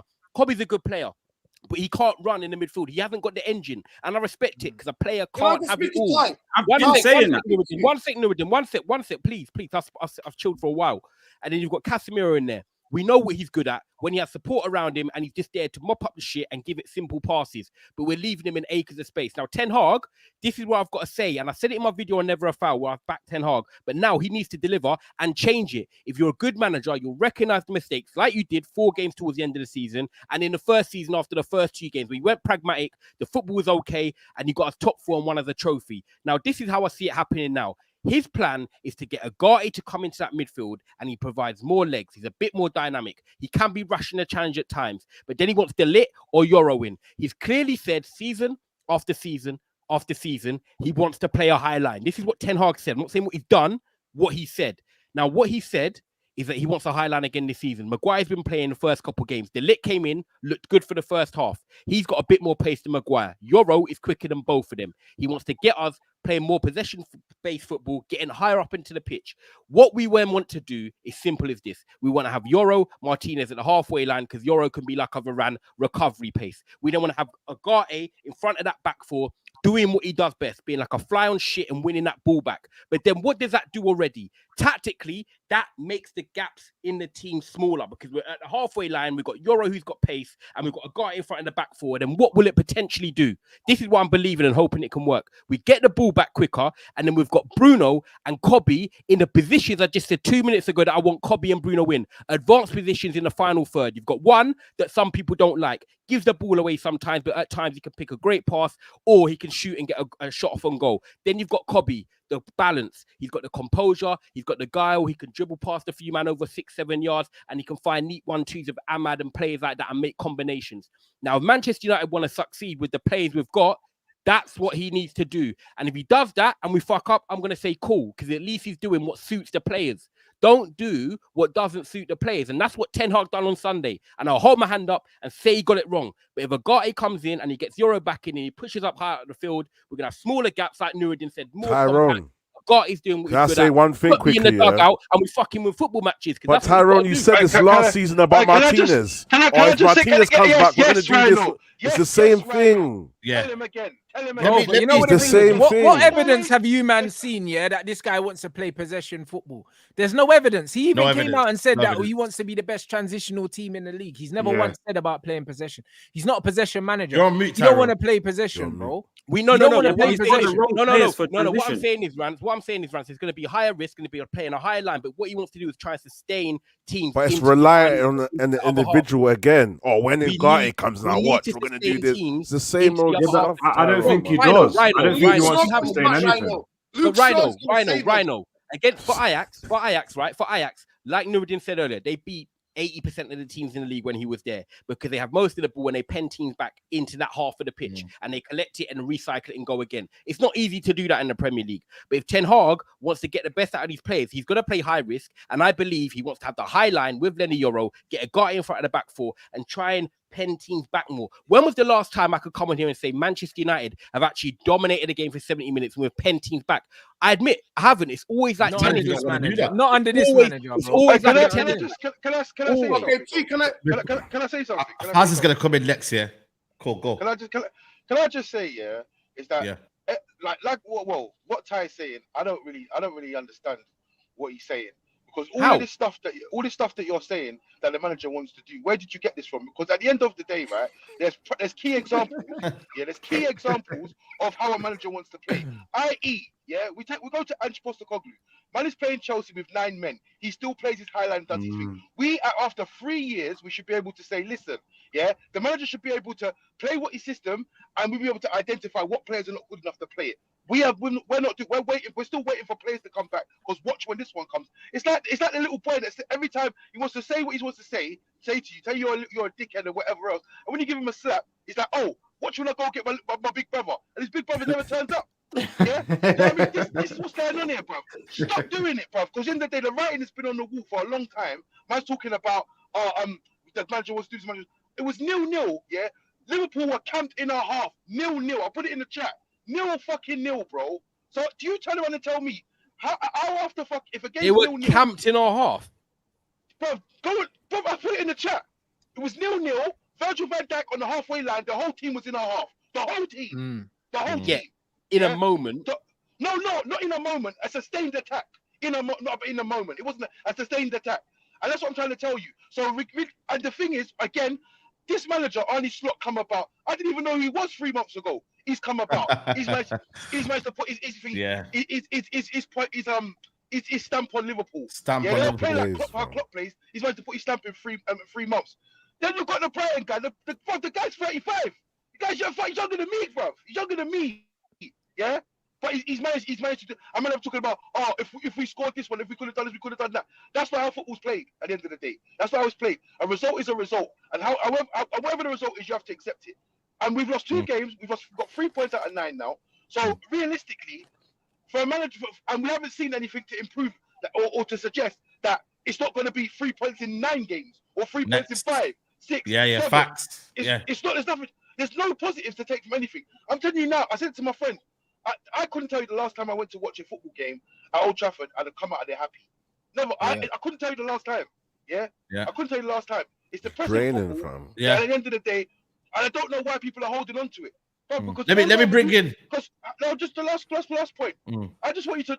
If you can't see, I mean, do you agree with this time at the very least? Yeah. And Marcel, you can answer this question as well. We played the worst football in the Premier League. I'm talking down to Kieran McKenna and Demba. Yeah, we do. Do we play the worst football in the league? And why is that? Because we've got better players than most teams. So why is that? That's true, That's true. He shouldn't be underperforming with his team. Tyrone, you want to quickly answer that before I go to Faz? Bro, it's simple. Why is it that with this group of players, the football hasn't been great? And I'm not going to make an injury excuse because all teams have injuries. I want to see improvement this year. The first season, I saw it for 3/4 of the season. It's been shit really since the Carabao Cup final. And this is the year I said, look, now it needs to pick up. I've backed him this summer. He's got his signings in now, so there's no excuses there. We've got starters in. We haven't got people that are coming on the bench. We've got starters in. Yoro can start. De Ligt can start. Mazraoui's been good. He starts. Xerxes can start and rotate with Højlund. Ugarte starts. He's got 6 starters. It's simple as that. On top of the signings last year, this between now and international break is huge. And I know you're probably going to touch on the fixtures and what comes next, but you know he's got until Christmas for me. I said to turn it around, and if not, you know I'm coming on there with a suit and I'm handing them my notice.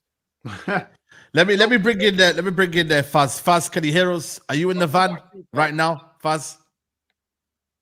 Faz, can you hear us? No, he can't. He can't. Oh, he just said he was there. Oh, there he is. I can hear everything. Can you hear me? Yes, we can hear you. Right. Big up everyone except for Marcel. Marcel, come on camera, bro. Come on camera, bro. Wow. Marcel, show me your face, bro. Show me your face, Marcel. He's always cooking something, you know. Show me your face, bro. I know your eyes are blood red shot. Yeah. Some glasses off, Marcel. Marcel, where are you, Marcel? Marcel, wake up!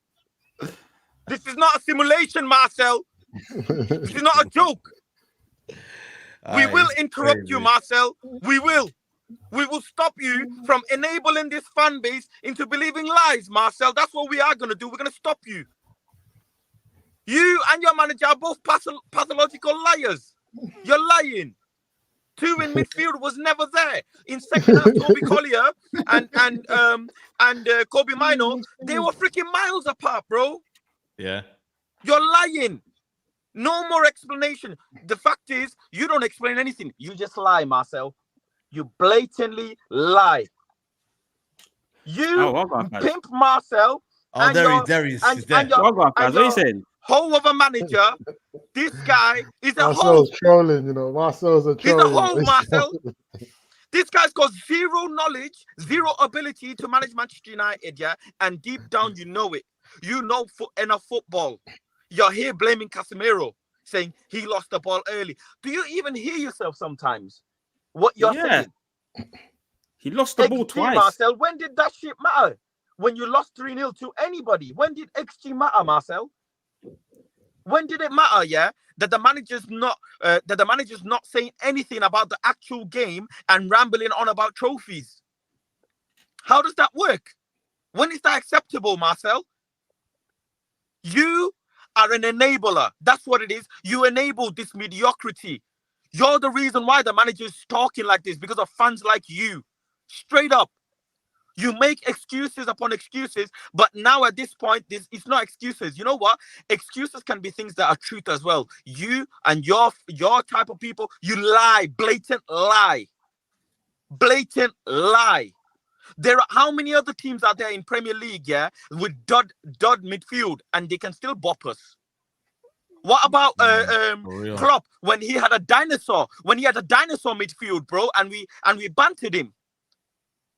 What about them times? What midfield did other teams have? Bournemouth and them guys have, bro. The fact is, the manager is incapable. He's fully incapable, and you deep down know it. Casemiro will leave, bro, and we will get another player. Guess what? 4-2-4 doesn't fucking work for Manchester United. It doesn't work. Why don't you ever speak on that? You said he should have played counter-attacking football. Well, okay, he should have played counter-attacking football. Why didn't he then? He got that wrong, right? Guess what? He got bare other things wrong, Marcel. You didn't say it then. We've been telling you for time and time that he's been getting things wrong, but you didn't agree that. Why not, Marcel? No, mitigating circumstances, Faz. That's why, Faz, because there was problems last season, Faz. Right now, this season Marcel, now, Faz. In yourself, come in now, Faz, and they've changed it into a 4-2-4, Faz. It's been pre-season where we saw now you want the to system, blame Faz, Ineos. and now we've seen him make a mistake with how he structured the team and the 11 that he picked. Hold on. So was it Ineos that got you an FA Cup, or was it Eric Ten Hag that got you an FA Cup? Who got you an FA Cup, really and truly? I said it was in partnership, and I mentioned that Ten Hag mentioned that. If we didn't keep him, you would cry. That's the fact. Wilcock would come in and changed it into a 4-2-4 after Crystal Palace. That I've asked, and just go and check the other show the other day, Saeed. I mentioned this to you. I said, well, I'm confused. Remember that, Saeed? Hold on, Saeed. I remember I mentioned to you, Saeed. I said, I'm confused. Well, whose 4-2-4 is this? Is this Ineos?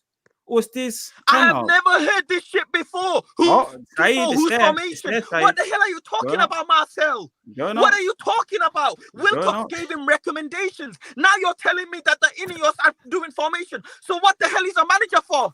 What is he really doing? I might as well let Jimmy Ratcliffe and Wilcox have a microphone and tell to the speakers, do this, do that. What the hell is the manager for, bro? So I can explain. You're telling me whose formation? Let me explain. Do you hear yourself? I'm fucking tired. Whose formation is this? Who? What are you on about? So was it Van der Sar's formation? No, man. I said no, man. No. Stop doing the hyena thing and let me explain. Let me explain. No, you don't explain anything. Yeah, I do. You just don't. Whose formation? Are you being serious? Man said, whose formation is it? I'm crying. You know where Faz is? Faz is at the point. You see where Faz is? Faz, 1 minute though. Faz is at the point. See, when the magician tricks you so much and you're just back and you just want your money back. The table, you know? You know what it is, Musa? You seen that meme? Have you seen that meme with that guy with the ice cream? He never gives it you. You know the Reddit that messes with you. You try and grab the ice cream and he pulls it away. Yeah, Turkey. Yeah. I just lost it, bro. I hear it. I want to say something quickly. Right? Genuinely, right? There's something called good faith argument or good faith debate. Yeah. Tyrone is somebody genuinely, I fundamentally disagree with him and I respectfully disagree with him, but I respect his right to have that. Now, Marthel, me and you could disagree fully. And at times you used to argue in good faith. Today of all days, King, you're so disingenuous. It's unbelievable. I swear to God, Saeed, you could go to my Twitter, the show that I did of the review tactically last night, and I've got, even on my phone, I swear, I've got about maybe 78, I would say 25, I won't exaggerate, 25 photos of showing how Liverpool play in a 2 when they're in a build-up and Manchester United play in a 1. But with T, I can have that kind of like, T understand, T plays football. I don't know how you play football myself, but T, I can have that debate with you all day and day because it's in good faith. Because there are fundamental facts. Like, to have a good debate, there has to be fundamental. Or nobody can do the magician business or the miracles. There has to be. We have to be a base, right, where their fundamentals are agreed on. And then after that, we can have a differences of opinion. Yeah. But on Sunday's game, blaming individual player, I swear to God, no word of a lie. I walked out of the stadium and I felt bad for every player, you know. I'm on, and you know me, like how I felt about Rashford, Since then, I was like, get him out, get that 70 million. And I mean that on behalf of Rashford as well, like of the goodwill for Rashford, the goodwill that I have for Rashford, for him to go and do somewhere else, the goodwill that I had for Pogba to go and do it somewhere else, because the scapegoating of players. It's always like that. When you have one guy, everybody scapegoats. I'm always like that. And as all fans, it's the fundamental fact that we all get frustrated with individual players and we take out on them. And I always say, my famous saying is that no other fan base in the world loves a scapegoat and no other fan base in the world loves a savior. Yeah, but, facts, Newton. You know what? But it's more than that.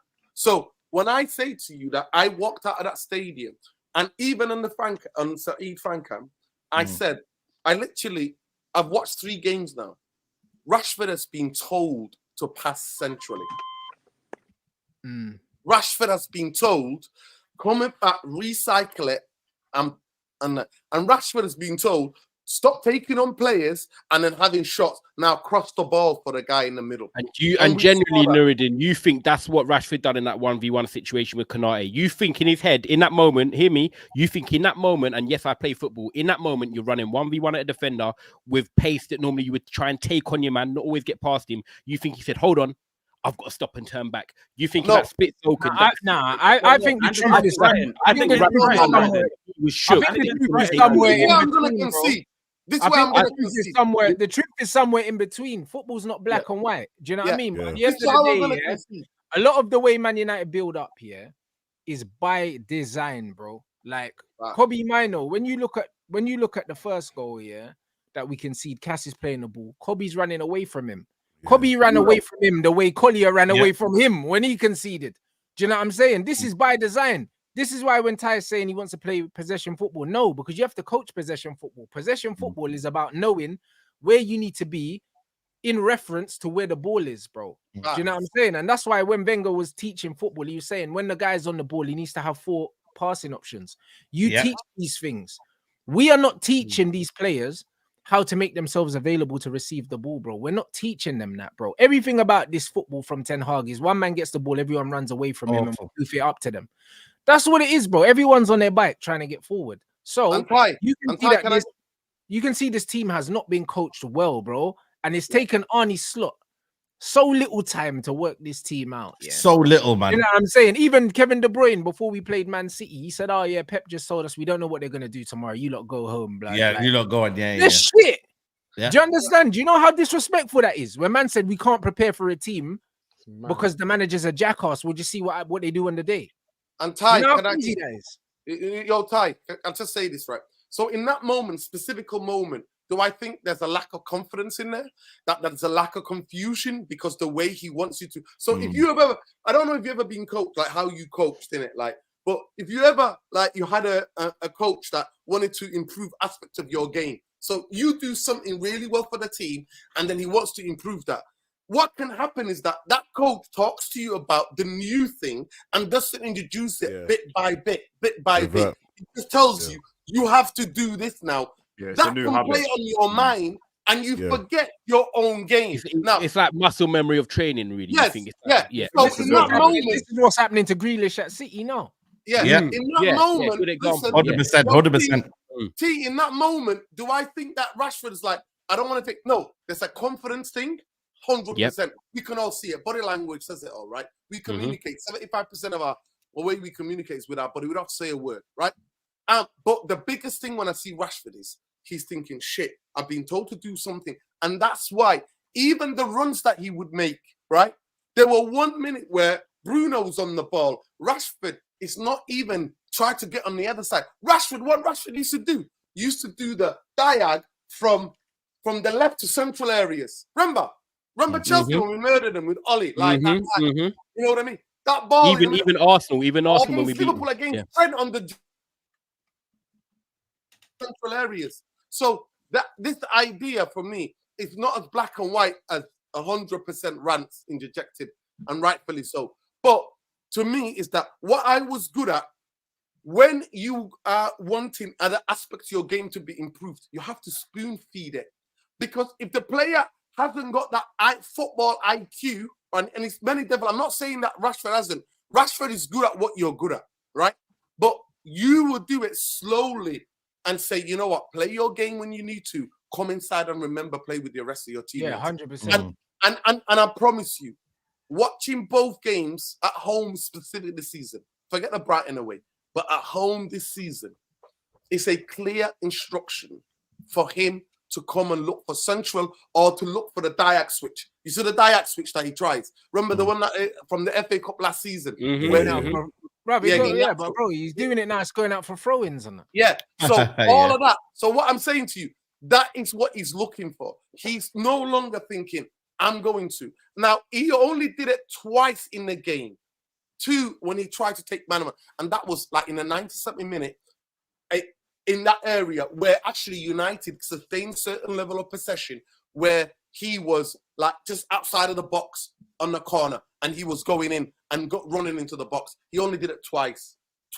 So for me, it's a clear as daylight, bro. And deep down, I know you. The biggest thing why you're saying not Ten Hag out, or you're not even contemplating that because you're thinking it's 3 games. It's 3 games. Yeah. I know so that's what I want to ask next year. Is it just a game or is it a feeling? Because I think for us, it was about we're not seeing the team improving, we're regressing, the football's not great. I don't think it was about where you finish in the league. I would ask you, Marcel, where does it become to a point where you're like, you know what? I think the manager's done and I don't believe in him anymore. Is it a feeling? Is it a position? Where are you? Well, we said, before the season started, I said to you guys 10 games, Trap said 15 before we see where we're at. So it's all been said already. 10 games. 10 games. So after 10 games, you're going to get a good inclination of where we're going. It's only been 3 10 Premier League or 10 Saeed, what you said about the feeling is spot on. Do you know what I'm saying? And you know what? After that Liverpool game, this is why it's not too early to sack him. Because it's not just about how many games we've played.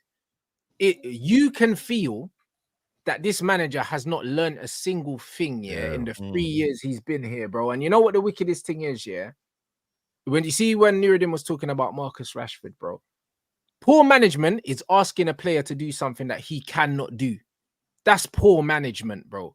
And you know what this manager does the worst? Player profiling, bro. We had a guy called Sabitzer at our team, in our team. Sabitzer was the number 9 for his international team, yeah? The guy, Dortmund used him as a winger. He told us that Sabitzer was a 6, bro. 6, yeah. That's what he told us. And then he come on and scored 2 goals further up as well. Scored a brace in the Europa. Man said that he's a Casemiro replacement as a 6, bro. How can you look at Sabitzer and think he's a 6, bro? That tells me you don't know shit about football. Do you know what I'm saying? And he's done it with too many players. Kobe Mino's been misprofiled. Do you know what I'm saying? This bro, we saw Amrabat at left back. Bro, we've seen him do, bro. His first game for us, we had Christian Eriksen as a false 9, and it didn't raise no flags to no one. Oh, like, that's killed him essentially. Bro, why didn't the alarm bells go off when we saw Christian Eriksen in the false 9? Bro, that's when Bruno on the right wing. Yo, Rants, this guy sniffs coke, bro. That's what I would have thought. But in my head, I was thinking, you know what? Maybe he knows something we don't. I was giving him the benefit of the doubt now. Right. Now, in hindsight, Eriksen in the false 9 is the most scandalous thing that we've ever seen. And we've seen some scandalous shit. This guy thought that Mount and Bruno could play together. There's so many things that this guy has gotten wrong, and he shows you that he can't see a player. That is unbelievable, bro. I'll be honest, bro. So it's the feeling of that he's so stubborn, he's not going to change anything. We also said at the front of this show that the fact that Palace sacked Frank de Boer after 4 games. Yeah, it was a feeling. It was a feeling. It was a feeling. They looked at us that we've just given this guy the contract. He's coming pre-season, but the way we've lost these 4 games, he's got 4 games in to the Prem, and he was gone. So what we playing games? We're in our 3rd season. Yeah, and that's why I think like it is an indictment on Ineos that they're saying that they done this flipping big, investigation, and they came up with this. He was the best but I also understand, Musa. I also understand why they're not gonna sack someone just after. No, I'd say it's a problem they hired him, because we did forget the last 3 games. We knew it from last season and how the season ended. Regardless of the FA Cup win, we knew that this man had to go. I know. Mandem. You know what's mad? Yeah, we're talking about a win percentage. Do you know how many games he's won the last 15 games? Does anybody know the stat? We've seen it. We've talking about yesterday. He's won like 17 games. He's won 5. Yeah. He's won 5. So we're saying about an upturning form. So when you say that, Marcel, you're doing a another lie. It's another lie, bro. This is why I lost my mind, because I'm like, this man's just barefaced lying. Wait. So you just said 5 wins in 15, Saeed, yeah? 17 Premier League. Okay. Premier League. Yeah. 17. The way me and Saeed are looking at it, but the way me and Saeed looking at it is obviously Ineos are going to be working with him. So we're thinking in our heads overall, okay, stuff behind the scenes and whatever is going to be also getting sorted out. Enables him to more. Wait 1 second. Enables him to more focus on his job. So we're thinking out of scenes, okay, that's going to be better, less responsibility for him. He's going to have structure there. He's also got 6 signings in. I mentioned it earlier. 5 or 6 key starters in positions. He might not make it to Euro, but go ahead. Saeed, bro. In terms of like 2 centre backs that we needed, we all screamed at. We've got a fullback in who's been very competent so far. We've got a striker that, yes, I was excited about, and I've clearly said I thought Arsenal should have gone for Xerxes as well because the profile. And then we've got Agate, the number 6. Whether it's the number 6 that I wanted, because I want a controlling Michael Carrick type of 6. We've still got. But what's the point you're trying to make, though, bro? The point is, obviously, the 5 and 15. I'm putting that to the side because I've seen the defeats. I've seen we've won the FA Cup in that time. I'm like, right, this is a new season, new regime. Everything is fresh now, and we've got his signings. So I am not just the defeats; it's the manner of the defeats, bro. This brother has lost by 3-0 or more than 10 times. Look, Rants, I hear it, right? We've lost 3-0 to Liverpool, and it weren't good enough. The first 15 minutes I thought was on top, didn't create enough. Then the players played emotionally. The shape went because we were 2-0 down, chasing against our rivals. It was a Liverpool game. But like Marcel also said, and I said it earlier, the Brighton game, small margins. We could have gone into that game with 2 wins, going into this international break, 2 wins out of 3. Ganacho don't hit into Xerxes, 2-1. We probably see it out, hit them on the counter, 3-1, job done. Hypothetical, I hear it, but that's the small margins of football. And now we've got the international break. We reset.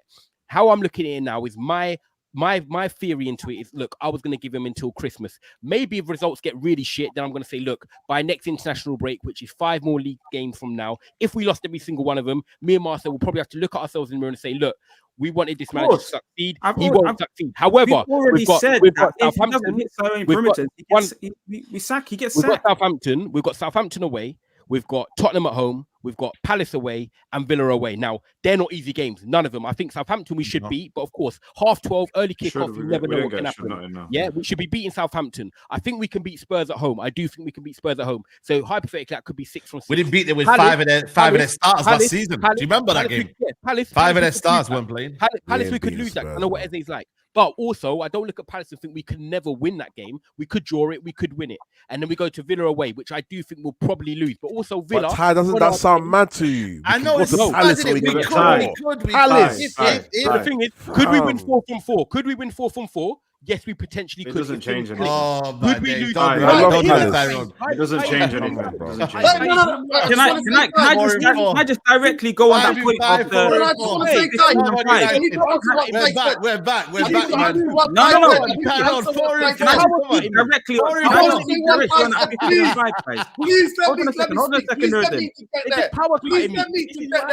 Please let me interject. You lot just power cut me. Please let me interject. You know what? What are you going to say? What was you going to say, Tyrone? What was you going to say? Please, 1 second. Ty, you just said, Ty, you know what?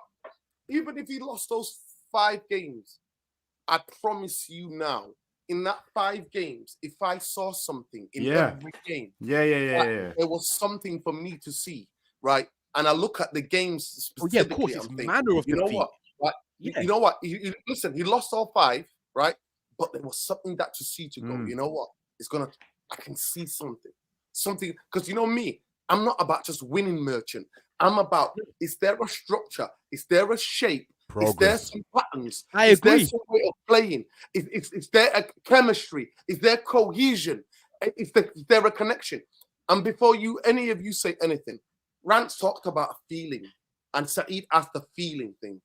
Well, the feeling was a 65 minutes gone at Old Trafford, 75,000 for about almost 30,000 fans walked out. How about that fucking... Right, I hear that. I hear that. It was a bad day at the office. It was a bad day at the office. I've said so. You know, if you can see what more can I do? What more can I do than come on here in half an hour ago? No, I agree. Look, what more can I say? That the manager's got it wrong against Liverpool. I admit that, tactically and whatnot. But exactly, he can get games wrong, and I admit he got it wrong. Liverpool got it right, and they punished us, and they done what they needed to do. The first 20 minutes, it was 0-0, was in the game. We didn't create enough for when we had the ball, but we move on. Shall I tell you why you're wrong? We've got Villa, Palace, Spurs. Stop that. Please, Ty, don't remix it. Ty, don't remix it. I'm not remixing it. I'm staying consistent on what I'm saying. I'm giving him till Christmas. I'm giving him till Christmas. The point I want to make to you. The point that I wanted to make to you about the feeling is that 75,000 fans can't see it. We don't mind losing. The song says it. We've seen it all. We don't mind losing a fucking football game. We don't. We do not mind losing a football game. It's how we lose. Why I'm connecting the feeling to the fans walking out is that. And the way we lost that game was not good enough. I admit that. The way we lost that game was not good enough. The way we lost the game was right. I said the way we lost that game was not good enough, bro. What more? No. I get that, Tyrone. I get it. Yeah, they're going back and forth. What Nordin is saying, is that it's about the manner. I know, but I think the manner of the defeat wasn't good. We could talk about getting a win here. It's about the manner of terms of where you're losing. And you can lose a game and you can be like, what? Take positives from it. But my biggest question for you, and I go back to Marcel. I think for me, Marcel, the thing is that we're moving the goalposts, I think, for me. Like generally, it's one time it's like, let's do this. We're gonna take this time. Now it's wait till Christmas. When Ugarte comes back. When Ugarte comes back. Now it's when Luke Shaw comes back. I just feel like Martinez gets back into form when it's not in Europe. I'm none of that, Saeed. I'm none of that. No, but you are. You said it today, though. You tweeted today. Marcel, I'm glad Casemiro's going. And I asked you the question: is things gonna change? Yeah, I said, and what did I say? And Saeed, what did I say? I'm none of these things, bro. I'm 10 games. Let's get that straight. But what did I say, Saeed? Go and read it, bro. I said elements of the midfield are going to change. Read it. You telling me you didn't read it, bro? No, but you know. So don't put me in that section. No. You know well. There's something to see, bro. Remember, Nuruddin, about 20 minutes ago, you talked about compactness, and the remember that compactness, Nuruddin, came in when we went to the 4-2-4, when Wilcox came in and put his say in and how we should change for the end of the season, So you know when people are talking about this 15-5, that's including games when it was just Ten Hag. When Wilcox came back into the picture, sorry, the last few games. Let me just finish it, please. So the last few I need to know what you just said, though. What did you say there? So everyone was talking about these. It's not the new regime, basically. Everyone was talking about 15-5, yeah. 15-5. Everyone's talking about 15-5. But the context behind that is some of those games it was just Ten Hag and the injuries, yeah. Wilcox comes in after Crystal Palace, and I think we win back-to-back games. The last 2 games of the season we won, we drew one, and then I think we lost Arsenal. And then we have another win this season, a draw, and 2 losses. So it's not been so that Wilcox bad. comes to save the day. Yeah, that's what you're saying. Okay, well, I'm not disputing that right now. What I'm trying to say is we're in a new we're trying to play a new style of football. Whether it works or not, I'm kind of I don't really like I don't really like the style. You know, it's Saeed. Marcel, can I ask you a question? Marcel, we conceded 3 goals. This is painful, you know. I messaged the group chat. I got you. Still don't play. We built 3-1. We're gonna wrap it up anyway. That's the reason why Rhino and Leon. Go on. Nuruddin. We should have conceded 4 or 5. Yeah, Nuruddin. You know what it is? Go on, Leon. Then you're wrapping up soon. Yeah. So Leon and Rhino. I've got super chats to read as well. So isn't the biggest indictment of where the standards are right now from a fan base the last 10 minutes? Because Ty, you were saying that fine margins.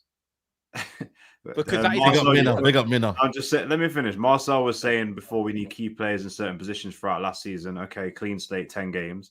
Now you're saying that it's the new regime with Wilcox. So basically, Wilcox is needed for us to succeed and get better out of this team than need be. Even if we'd have lost games, saying about the stats of 15-5 in our last 3 games. When it's not been like that, we played a new 4-2-4.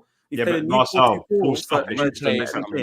The word is just unacceptable, full stop. Doesn't matter what the circumstance, that's just unacceptable. Do you know what I mean? Like, we know Luton's manager could come in and get better. We know, like, come on, like, at the end of the day, isn't the biggest thing that we're really clutching at things here. And I feel like you've got to be careful because what the manager comes out with is excuses to try and buy himself more time. I genuinely believe that. Do you know what I mean? He tries to say he hasn't got key positions and he hasn't got this and that, and it was fine margins and stuff.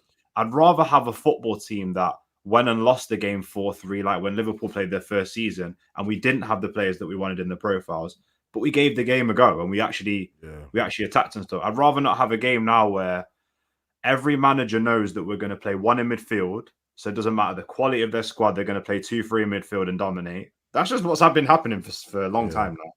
And that and the tactics are clueless. Like, it doesn't matter what we kind of say. What we're seeing on the pitches, Nuruddin was right, man. Our players are being hung out to dry. There's no compliments playing with each other. There's no base in the midfield. The gap between the defense and the attack is too big. And these are things that have been happening for 50, 60, 70 games. So, really and truly, Leon, to even add to that, whatever the chances of probability of success with that formula. That's what I'm saying. Like, we've had 2 whole seasons, and then it takes the end of last season for someone like Wilcox to come in and just instill common sense. How are we relying on this guy? And I want to be patient. I want to change my mentality at this club. I want to go into games like Palace and say, respect to Palace, but we're gonna win. Like, I want to be like faithful to the structure. But what Ten Hag is doing, the structure is not affecting it. So yes, they're bringing in better players. Yes, they're bringing in new coaches, but he's still making mistakes that he was making with or without the structure. It doesn't make sense. Ten Hag is killing us right now, bro. I put in the group chat, this is bad. Rance was laughing because he's really deep in, this is bad. United are bad right now. Yeah. So right now, Marcel, what it is for man, I really want Ten Hag to turn it around, and I understand everyone's at different places, like Tyrone was saying. But we need to look at it and look at it for what it is. We don't. I think a part of it, we care about you, man. I feel like we're watching you, man, go out wrong as well, and it's pissing us off because we're thinking, raw. It's like you lot got your girl, and we're seeing your. Deep. No, but no, I mean, listen to where I'm going with it. Like, it's like you having a crazy. No, okay, it's like me knowing that your girl's cheating on you, I'm just saying hypothetically, it's like me knowing your girlfriend's cheating on you, but you keep making excuses. And I'm just watching it happen. I'm thinking, brother, you're going out wrong. Like, do you get what I'm saying? That's you want to be a real virgin, innit? You want to be a real virgin. Yeah, so that's what it is. So man's hurting right now, bro. Man's hurting. Like, bro, we're losing to Liverpool at home. Ten Hag's making the same I hear it, but you know what? There's nothing. All he has to do for me is pick the right lineup and play players based on merit and let the team have a foundation to play on. That's it. And the thing is, Rhino,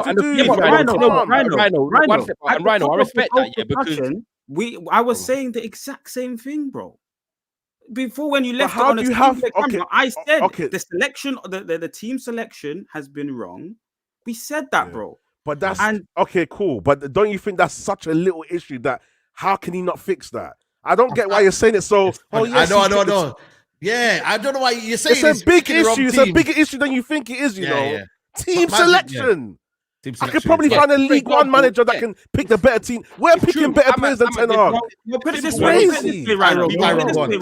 We'll put it this way, Rhino. I'll go after myself. I'm not defending him on the Casemiro situation because I don't think you should have Casemiro in the team. But you would expect, or a manager would think he should be able to make the right passes and he should be able to get his passes off quickly. That's the two mistakes for the 2 goals, bro. That's what happened. With Rashford, it's getting to a point now where it's like he's believing in him too much. We've said this. I've said this all in the group chat, guys. He's believing in him too much. Yeah, so at the end of the day, these kind of players keep playing these footballers, and you will get sacked. Yeah, but having this man, but moving like this, he should be sacked now after 3 games. And we've got a new way of playing a 3-1-6-4-2-4 system. I think it's too early to do that. He's now looked at it. Marcel, it's not 3 games. I know you said it. It's not 3 games. Hold on. Same way it's 10 games for you. Don't say it's 3 games for us. 70 games plus. Why do you keep saying 3 games? If you're saying 10 games, it's not 3 games for me, mate. You know what I'm saying? Because we've seen this before. No problem. Okay, we can agree to agree to disagree. We'll disagree on that. Yeah, thank you very much. So 3 games, it's been 3 games where he started with this new 3-1-6-4-2-4 shape. It's clearly different from last season, how he plays the system. So now he's seen that Casemiro in this shape cannot make the right decision making, and he should have seen it, and he kind of did change it in terms of his legs. We could see all last season we were saying he hasn't got the legs. So he now has to look in and say, I got to change this. I've been making many tweets about this. He will get sacked if he keeps playing a player like this. Rashford, I've said, we've been saying depression Rashford. I've been saying that for like 12 months, depression Rashford. So again, if he keeps playing this type of player, he will get sacked. I've already said it to you guys. I'm Man United first, and that he will get sacked.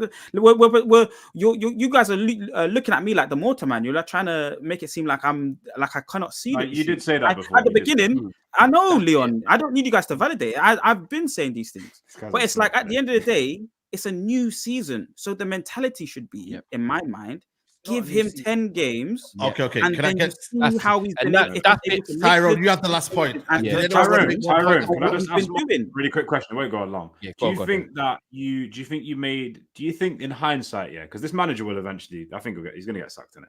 Every manager gets sacked. We're going to be 51 days. It's not like he's going to stay for eternity. Do you remember when we first came on stream and you said the reasons why you backed Ten Hag, and for you, you'd gone back and researched a lot of his career previously. So you'd basically gone into depth about his kind of come up as a manager, and you believed he could do well at this team. I really liked what I saw at Ajax. I really did.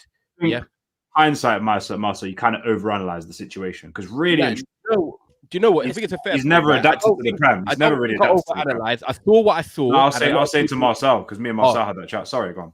Okay, no, but I think it's a fair point. At the end of the day, I looked at what he done at Ajax, and I really liked him when he was coming to this football club. But I think Nuruddin made a very good point, is that doing it at Ajax and where you're going to dominate 80% of the teams, it's not just going to be easy to do that in the Premier League, especially when a lot of Premier League teams are now investing more money. A lot of the teams in the Premier League are now getting better, and the competition is rising. And I think Ten Hag's made quite a lot of mistakes. You know, a lot of managers, like even Pep, come into their first season, finish 3rd or 4th, but you can see the football they're trying to play. Klopp, I think 5th or 6th, had loads of injuries. Ten Hag got top 4, won a trophy, but the football football wasn't great. So you got the trophies in the top 4, but then the football weren't great. I said I'd won a top 6 and then better football. Second season was a disaster.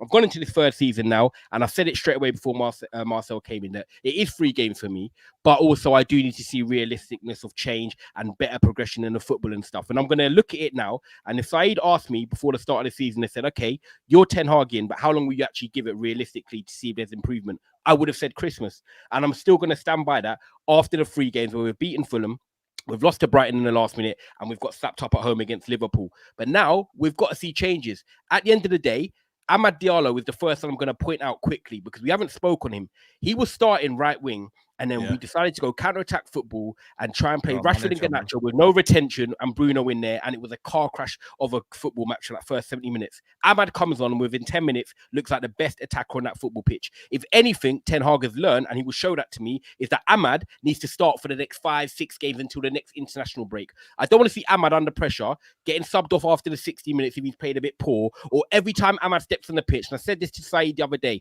I feel sorry for Amad because every time he steps up on that football pitch, it's like he has to perform or has to prove himself that he's worthy of being a starter. Ten Hag's always been like that. Ten Hag's always been like that. It's always been like that. Why are we pretending this just happened? Yeah, why are we hoping when we know he's going to do it? Amad has to be a starter. Bro, but he's shown a million times he don't trust Amad. You need to let it go. I know. I hear that.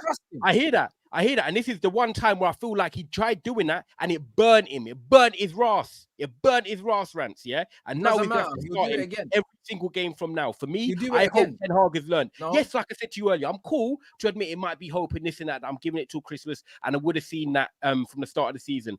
If he loses loads of games and the performances are shit and the manner of the losses are poor, he's got to go. At the end of the day, one thing I want to make clear is, yeah, you lot all want him out. And I'm cool with that. And I understand the reasons why you do. Because me and Marcel believe and still believe slightly that he can turn it around. And we think big players coming back in and hopefully it can click and these players can all individually perform better.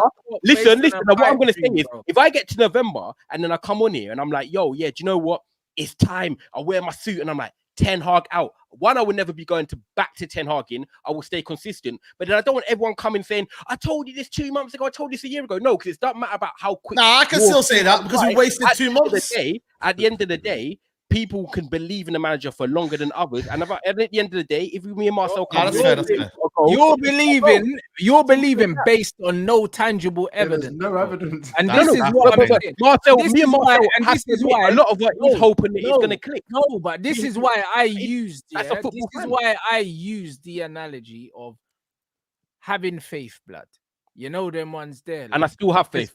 Yeah, but you have faith. Yeah, but bro, like, historically, when people have faith, it's because somebody has shown something, bro. This Brit ain't shown nothing. He beat all the top 6 in his first season. Won a trophy and got top 4. He showed me enough. What you have is not faith. What you have is not faith. It's delusion, bro. He beat all the top 6 in his first season, got top 4, won a trophy in his first season. Listen, faith and faith. How were them games? What were the performances like? Faith and hope is not the same. You're right, actually. Faith and hope is not the same thing. If I jump out of this window, I hope I don't die, blood. You know them ones. I hope. So do I. I hope you don't. You know them ones there. It's a hope thing, blood. But I don't. It's not a faith thing. It's not a faith thing. Yeah, it's not a faith thing. But it's not a faith thing. I hope. It's not that I have faith in my body to withstand the impact, because I don't have faith. I don't know what's gonna happen. I just hope. Do you know what I'm saying? You men are hoping. There's no faith about it. I don't mind admitting that there's nothing logical about hope, bro. Football, is a results business, bro. Football is not a hopes business, bro. This is why you put certain things in place, bro. Imagine I hope and I also believe. Imagine you had a business, Imagine you had a business and you hired someone, to run your business, hoping that they'll do a good job. You don't hope, blood.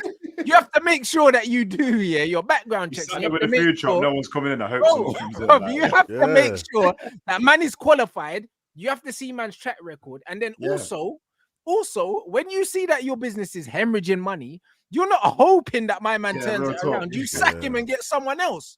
You don't hope. Because hope is the quickest way to the fucking pavement, blood. You will be homeless. You don't hope. It's the same thing I said to you earlier. Man's feeding you food and it's giving you a bellyache, and you keep hoping that's not going to give you a bellyache again. But one second, Rhino. With 3 games in, it's been an international break. Like Pep said, it's like a mini preseason. With 3 games in, we've got other teams that we're competing with for what we want to aim for this season, which is top 4, only a point ahead of us and stuff like that. We're not losing money just yet. It's not Christmas just yet where we're 20 points off. We can still turn it around. And while I might have hope, I also have faith and believe that this manager can get better out of these players. Agati's coming in. Hopefully, Xerxes and these guys can find their mojo and, get used to the Premier League. Hoyland's coming back. Yes, I'm not the biggest Hoyland fan, but he adds something to our attack. We need some goals. He's hungry to get some goals. Do I think Manchester United can be better than what we've been in the first 3 games? Yes, I do. And whether people think that's blind faith, that's up to you. And I'm cool with all know that. I agree with that. Do I think Man United can be better? Yes, I do. So I'm going to believe until I don't believe that we can get better. Run. We're gonna let him have this one. Until I believe that we can't get any better, I'm still gonna believe, and it's simple as that. And you can I agree. And their lives, why they're Scientology. Smash the likes as well, man. we're gonna need to get to super chat. There's bare super chats. Let me get through them, guys. By the way, I think we've had the highest number. Record-breaking show. Record-breaking show, man. So you lot forget away from selling tickets. Get your Mandem talk tickets. Yeah, get your Mandem talk. That's what I'm saying. Soon come live show, man. Big up Violence says, I think Ineos bought in Delit and Mazarawi, keeping Tuchel in mind, both ex-players who played under him. The fraud Eric Ten Hag needs to go. Slot is looking so clear of him. Big up to Craig says, I'm doing a bootleg version of where Wally called missing Marcel. In shop soon. Big up the Mandem, smash the likes. Big up TTM becoming the latest member of the channel. Big up to you. Big up Dash Vills. Big up to seeing Anthony could go for Fenerbahce in a few hours. Apparently, it's fake reports though, so I don't know. Yeah, I don't know. Why does Ty still have a Martial pillow? Listen, my Martial is one of them. His biggest fan, man. All blood, you know them ones. He's another one that got mismarketed by these football fans. They made it out like he was a failure. Same as Pogba until they told me the Pogba Bruno stats yesterday, blood. And Pogba's got better stats than fucking Bruno, bro, the savior. So. Yeah, I don't know. We need to see the stats to know that one. Just exactly. Big up Fraser D says, bro is trying to shout us into submission. Ty, if you own the club, would you base your decision on belief or hope? This is just BS. That's the you explain it to be fair. Yeah. Big up to Luke CS says, what are 3 things that everyone agrees on? Well, that would be a whole listen, we need to allow that. A whole another hour show. Yeah.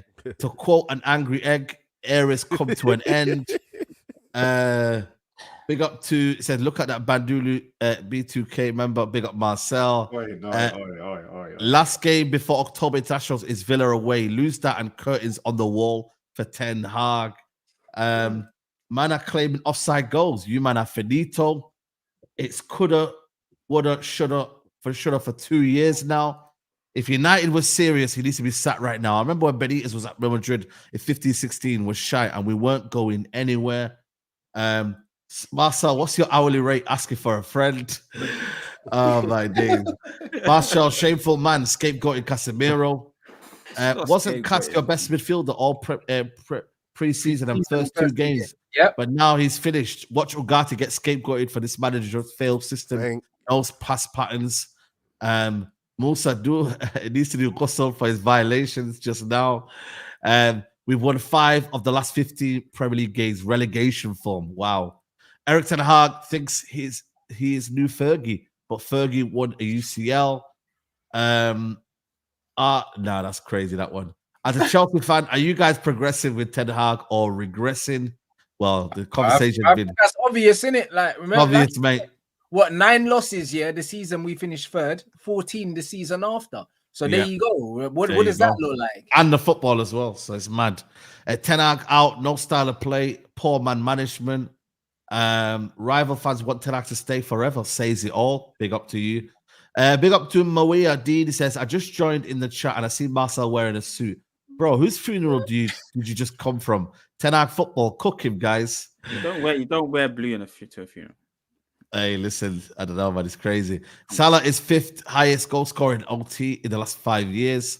Big up Killer says we shouldn't be seeing basic setup mistakes after 3 years. New managers coming to the Premier League are installing their philosophy in months. Eric Ten Hag can't do it fully after 3 years. Curtain are on the wall. Big up Killers, man. Individual. Yeah, big up Killers. KP says when Xerxes Delict shook hands with Virgil van Dijk, it was done. To be fair, they're mates anyway, man. You know what I'm saying? To it is what it is. When did Riley Freeman get a suit? Who the hell's Riley Freeman? No. Who's Riley Freeman? I don't even know who that is. Oh, that's cold. Boondocks, isn't it? Marcel, I know you're happy with that one as well. I know you're happy with that one, Marcel. Yeah. Yo, that's violating, Big Ben. The hairstyle as well. Yo, yeah, I need to watch that. How could he play one player for a 90-minute game? Who was it that said it? That was Mahali. Mahali, you're disrespectful, man. Yeah, that was so funny, bro. Boondocks. If you don't know, if people don't know, go and check out the Boondocks. Go watch it on YouTube.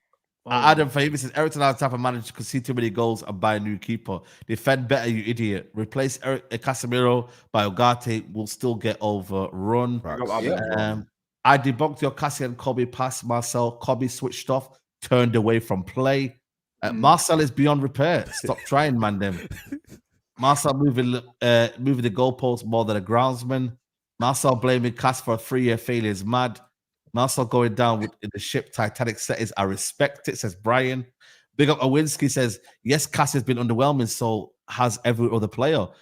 He has had an entire wall of Liverpool players in front and had to make a quick decision. The setup was all wrong. Players need options. Saeed TV is going like old AFTV vibes, priceless. Big up Toby says Liverpool made 0 signings and Slot had a style of play 3 months. None of this when he gets his players bullshit. Proper coach unlike Ten Laden. That's crazy. 5K watching. Congrats to Saeed and the Mandem. You have to love this. Big up Tariq always, man. Marcel, yeah, that's crazy. The Magicians, this name has to stick. Big up Tariq. That was cold, man. Leon. Yeah. Cook something up, Leon. Cook something up. The Magicians. Yeah, trust me. Cook something up, Leon. I think that's the one next one. Getting pressing on Marcel. Blaming Casemiro is like someone mistakenly calling an airstrike on a friendly ground and then faulting the soldiers for not evacuating quickly enough. Wow.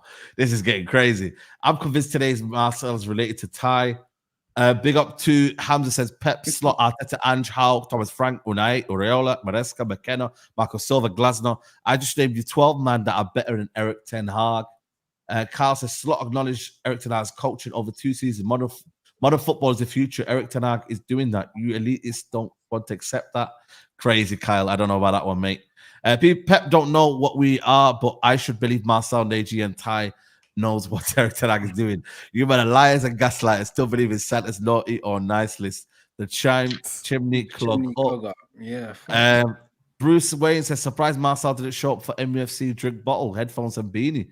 Bro needs to get his eyes checked following the wrong dead club. Big up Hamza says, can't wait until the midfielders' issues persist even after Casa loan. Who will we blame then? The issues are way beyond one player. Ugarte, small difference. Knowledge that these men don't talk about what's happening now. They only want to talk about what could be, because technically you can't say an opinion is wrong if it didn't happen as yet. These are professional gaslighters. Analysis after most United games, we started off well. First 10 minutes. Football isn't a 10-minute to 20-minute game, sadly for United. 10 games is only toxic and negative. Give him a season, Marcel. Big up Saeed and the panel. Let's hit the likes. Can we get 3.5k likes while you're here? Subscribe as well. Love for the love. Big up to you, my guy. Marcel must love pain. Eric said how so dreams. Ten Hag and Marcel watch the ball with TV switched off. Faith is only as big as who you have your faith on. That's deep. Big up to JJ. Marcel have 15 points for the first 5 games landed yet. It might end up being a measly 3 points only, although we rivals don't want this, as it may lead to Ten Hag sacking. Big up to you, my guy. Assalamu alaikum, brothers. Top panels as always. And Marcel, you like my stick? Throw it in the back. That's Ten Hag for you. That's Ten Hag, man. That's Ten Hag for you right there. But yo, man, guys, man, that's it. Big up to everyone. I had to wait for the super chat because in a show like this one, we can't go back and forth for the super chats in it because obviously we want to get the conversation flowing. But listen, man, respect everyone's opinion here. Like I said, we all disagree. But bro, that was mad. Yeah, that was sick. That was sick. Do you know what? It's all love at the end of the day. We're all brothers. No, it's man. Full opinion, man. Listen, exactly. Nothing's ever personal. Nothing's ever personal about. That's what I'm saying, Rudy. None of us ever make it personal. We don't even have to say that. None of us do. We're always respectful, which is sick. And the chat, big up them all the time, smashing their likes. You know, everyone supports the channel. Everyone's loved this show now. And I love that, you know, we've actually made a sick community out of it because we're not just podcasters. Us, man, are brethren, you get me? So it's actually sick, man. So big up all you, man. Obviously, I do it with as well. Also, I just want to say as well, if when we get a new manager and we're cooking, Marcel, you're gonna have to wear a mad thing. Like you're gonna have to come and bring like do you know what I'm saying? We're gonna have to order. We're gonna chip in fancy dressing or something. Do you know what it is? I already gave the conditions of what he would be sacked for. I gave my baseline. I know you was talking about there not being the baseline. I gave that already. You gave it a leap. We're not opening up. We're not opening a can of worms. I don't have to do anything. I've already said my reasons as to, you know, what the baseline is. I gave you the 10 game structure. I've always covered my back in terms of all situations. I hear it. The energy. You didn't take the shades off our stream. I hear the energy. I get it. No, big up. Listen, I just want to say, at the end of the day, I've just said little things as to what, you know, needed to be corrected with the performance against Liverpool, but I'm not gonna throw him under the bus. It's not time to get rid of him. That was my bottom line. Mandem already saw it in the group chat. We covered it. Let's just see, man. I always give my criticisms about Ten Hag. So listen, that's you know what? We all know we're under the lights. 12:30 after the international break. First game back, Southampton away. It's time to rock and roll. We're in the ring. Rock and roll, mate. Rock and roll. Say love to everybody in the chat. Let's subscribe. Yeah, big up the community, man. Yeah, people subscribe. Subscribe to everyone's channels, man. Yeah, everyone here. I want their numbers up. I want their numbers up. Big up all you guys, man. Big up, man. Yeah, big up, guys, man. The chat is sick. Yo, listen, man. And if you talk spot, try to do what we do. You know what I mean? I see it already. No one can be us, man. Listen, the Mandem here. We are the Mandem. The WhatsApp group. Everyone has a WhatsApp group here, and you know what I mean. We brought the WhatsApp group onto YouTube, innit? So big up to everyone who's involved. Like I said, we need also different opinions. That's why we're here. No agendas. No agenda. Man. Sean Nagy as well. Yeah, big up Sean the Mandem, you know what I'm saying to you? Yeah, Sean Faz, you know what I'm saying to you? But make sure, guys, you follow. Master, when's the channel coming? Because we need to know the 10 game thing in it. So let us know what's going on.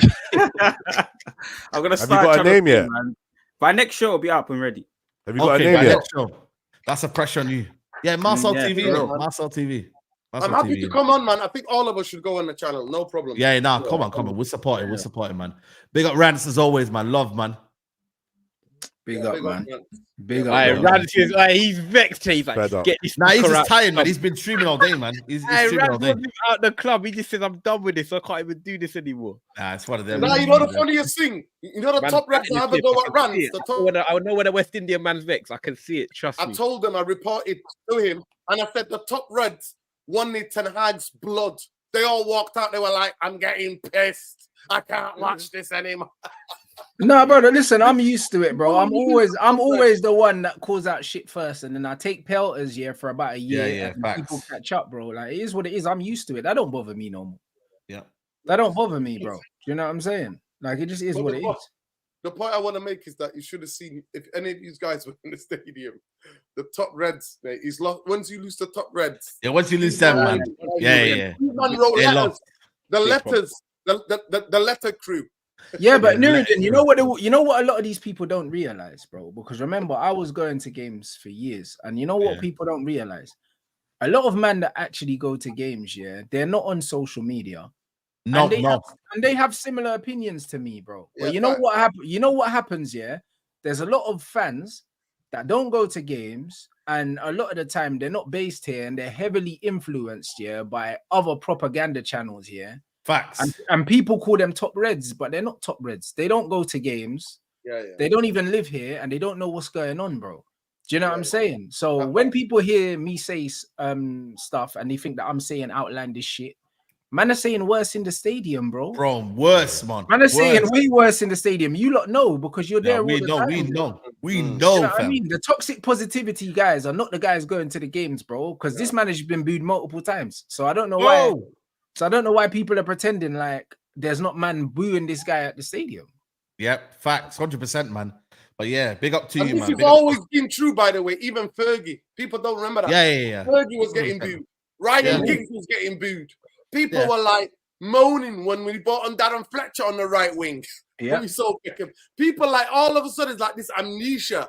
Like fans who pay lose the plot. But bro, and Nuruddin, they're drunk as well, so they're not holding back, bro. They're not holding back. They're drunk and they're charged of whatever they took. So these men are going in way worse than me. This is what people don't realize, bro. These men are off their head, no inhibitions, bro. Man were booing Fergie, bruv. Like, do you understand? Come on, bro. But man think that really what I'm doing is it's not revolutionary, bro. When you go to the game, you understand that man lose their head far more. 100%, man. But yeah, like I said, make sure you follow Ransom Bants. Tyrone, big up to you, man. Love, bro. Yeah, and I love every time, Saeed. Big up yourself. Big up everyone in the chat. Big up, obviously, the panelists, all the other brethren anyway. You know what time it is. Check out Never a Foul. I just done a video there, a little video on the Ten Hag thing. So if you're bored, you want to watch a quick 15-minute thing, go and check that out. Subscribe to Trafford Tunnel as well. And then, we'll be here next week, ready to rock and roll before the Prem comes back. But smash the like, man, and shout out all my guys, man. Yeah, big up, man. Big up to you, bro. And big up United Real Therapy. We'll be live later, man. Big up to you, bro. Yeah, man. Big up, people. Listen, I love always chopping it up with you, man. Like I said, I might have been a late installment to the Mandem, but yeah, look forward to it. Enjoy it. So people, just do the least. It's a free content here. It's not behind the wall. We're not doing a Joe Budden thing. This is getting the content for free, man. People, the least you could do is like the fucking video. Yeah, you know what I mean. Just like the video. You're watching it. Just like the video. It takes milliseconds to do that. Yeah. And big up Saeed, big up to everybody. Love and light, people. We'll be live 10 o'clock, Saeed.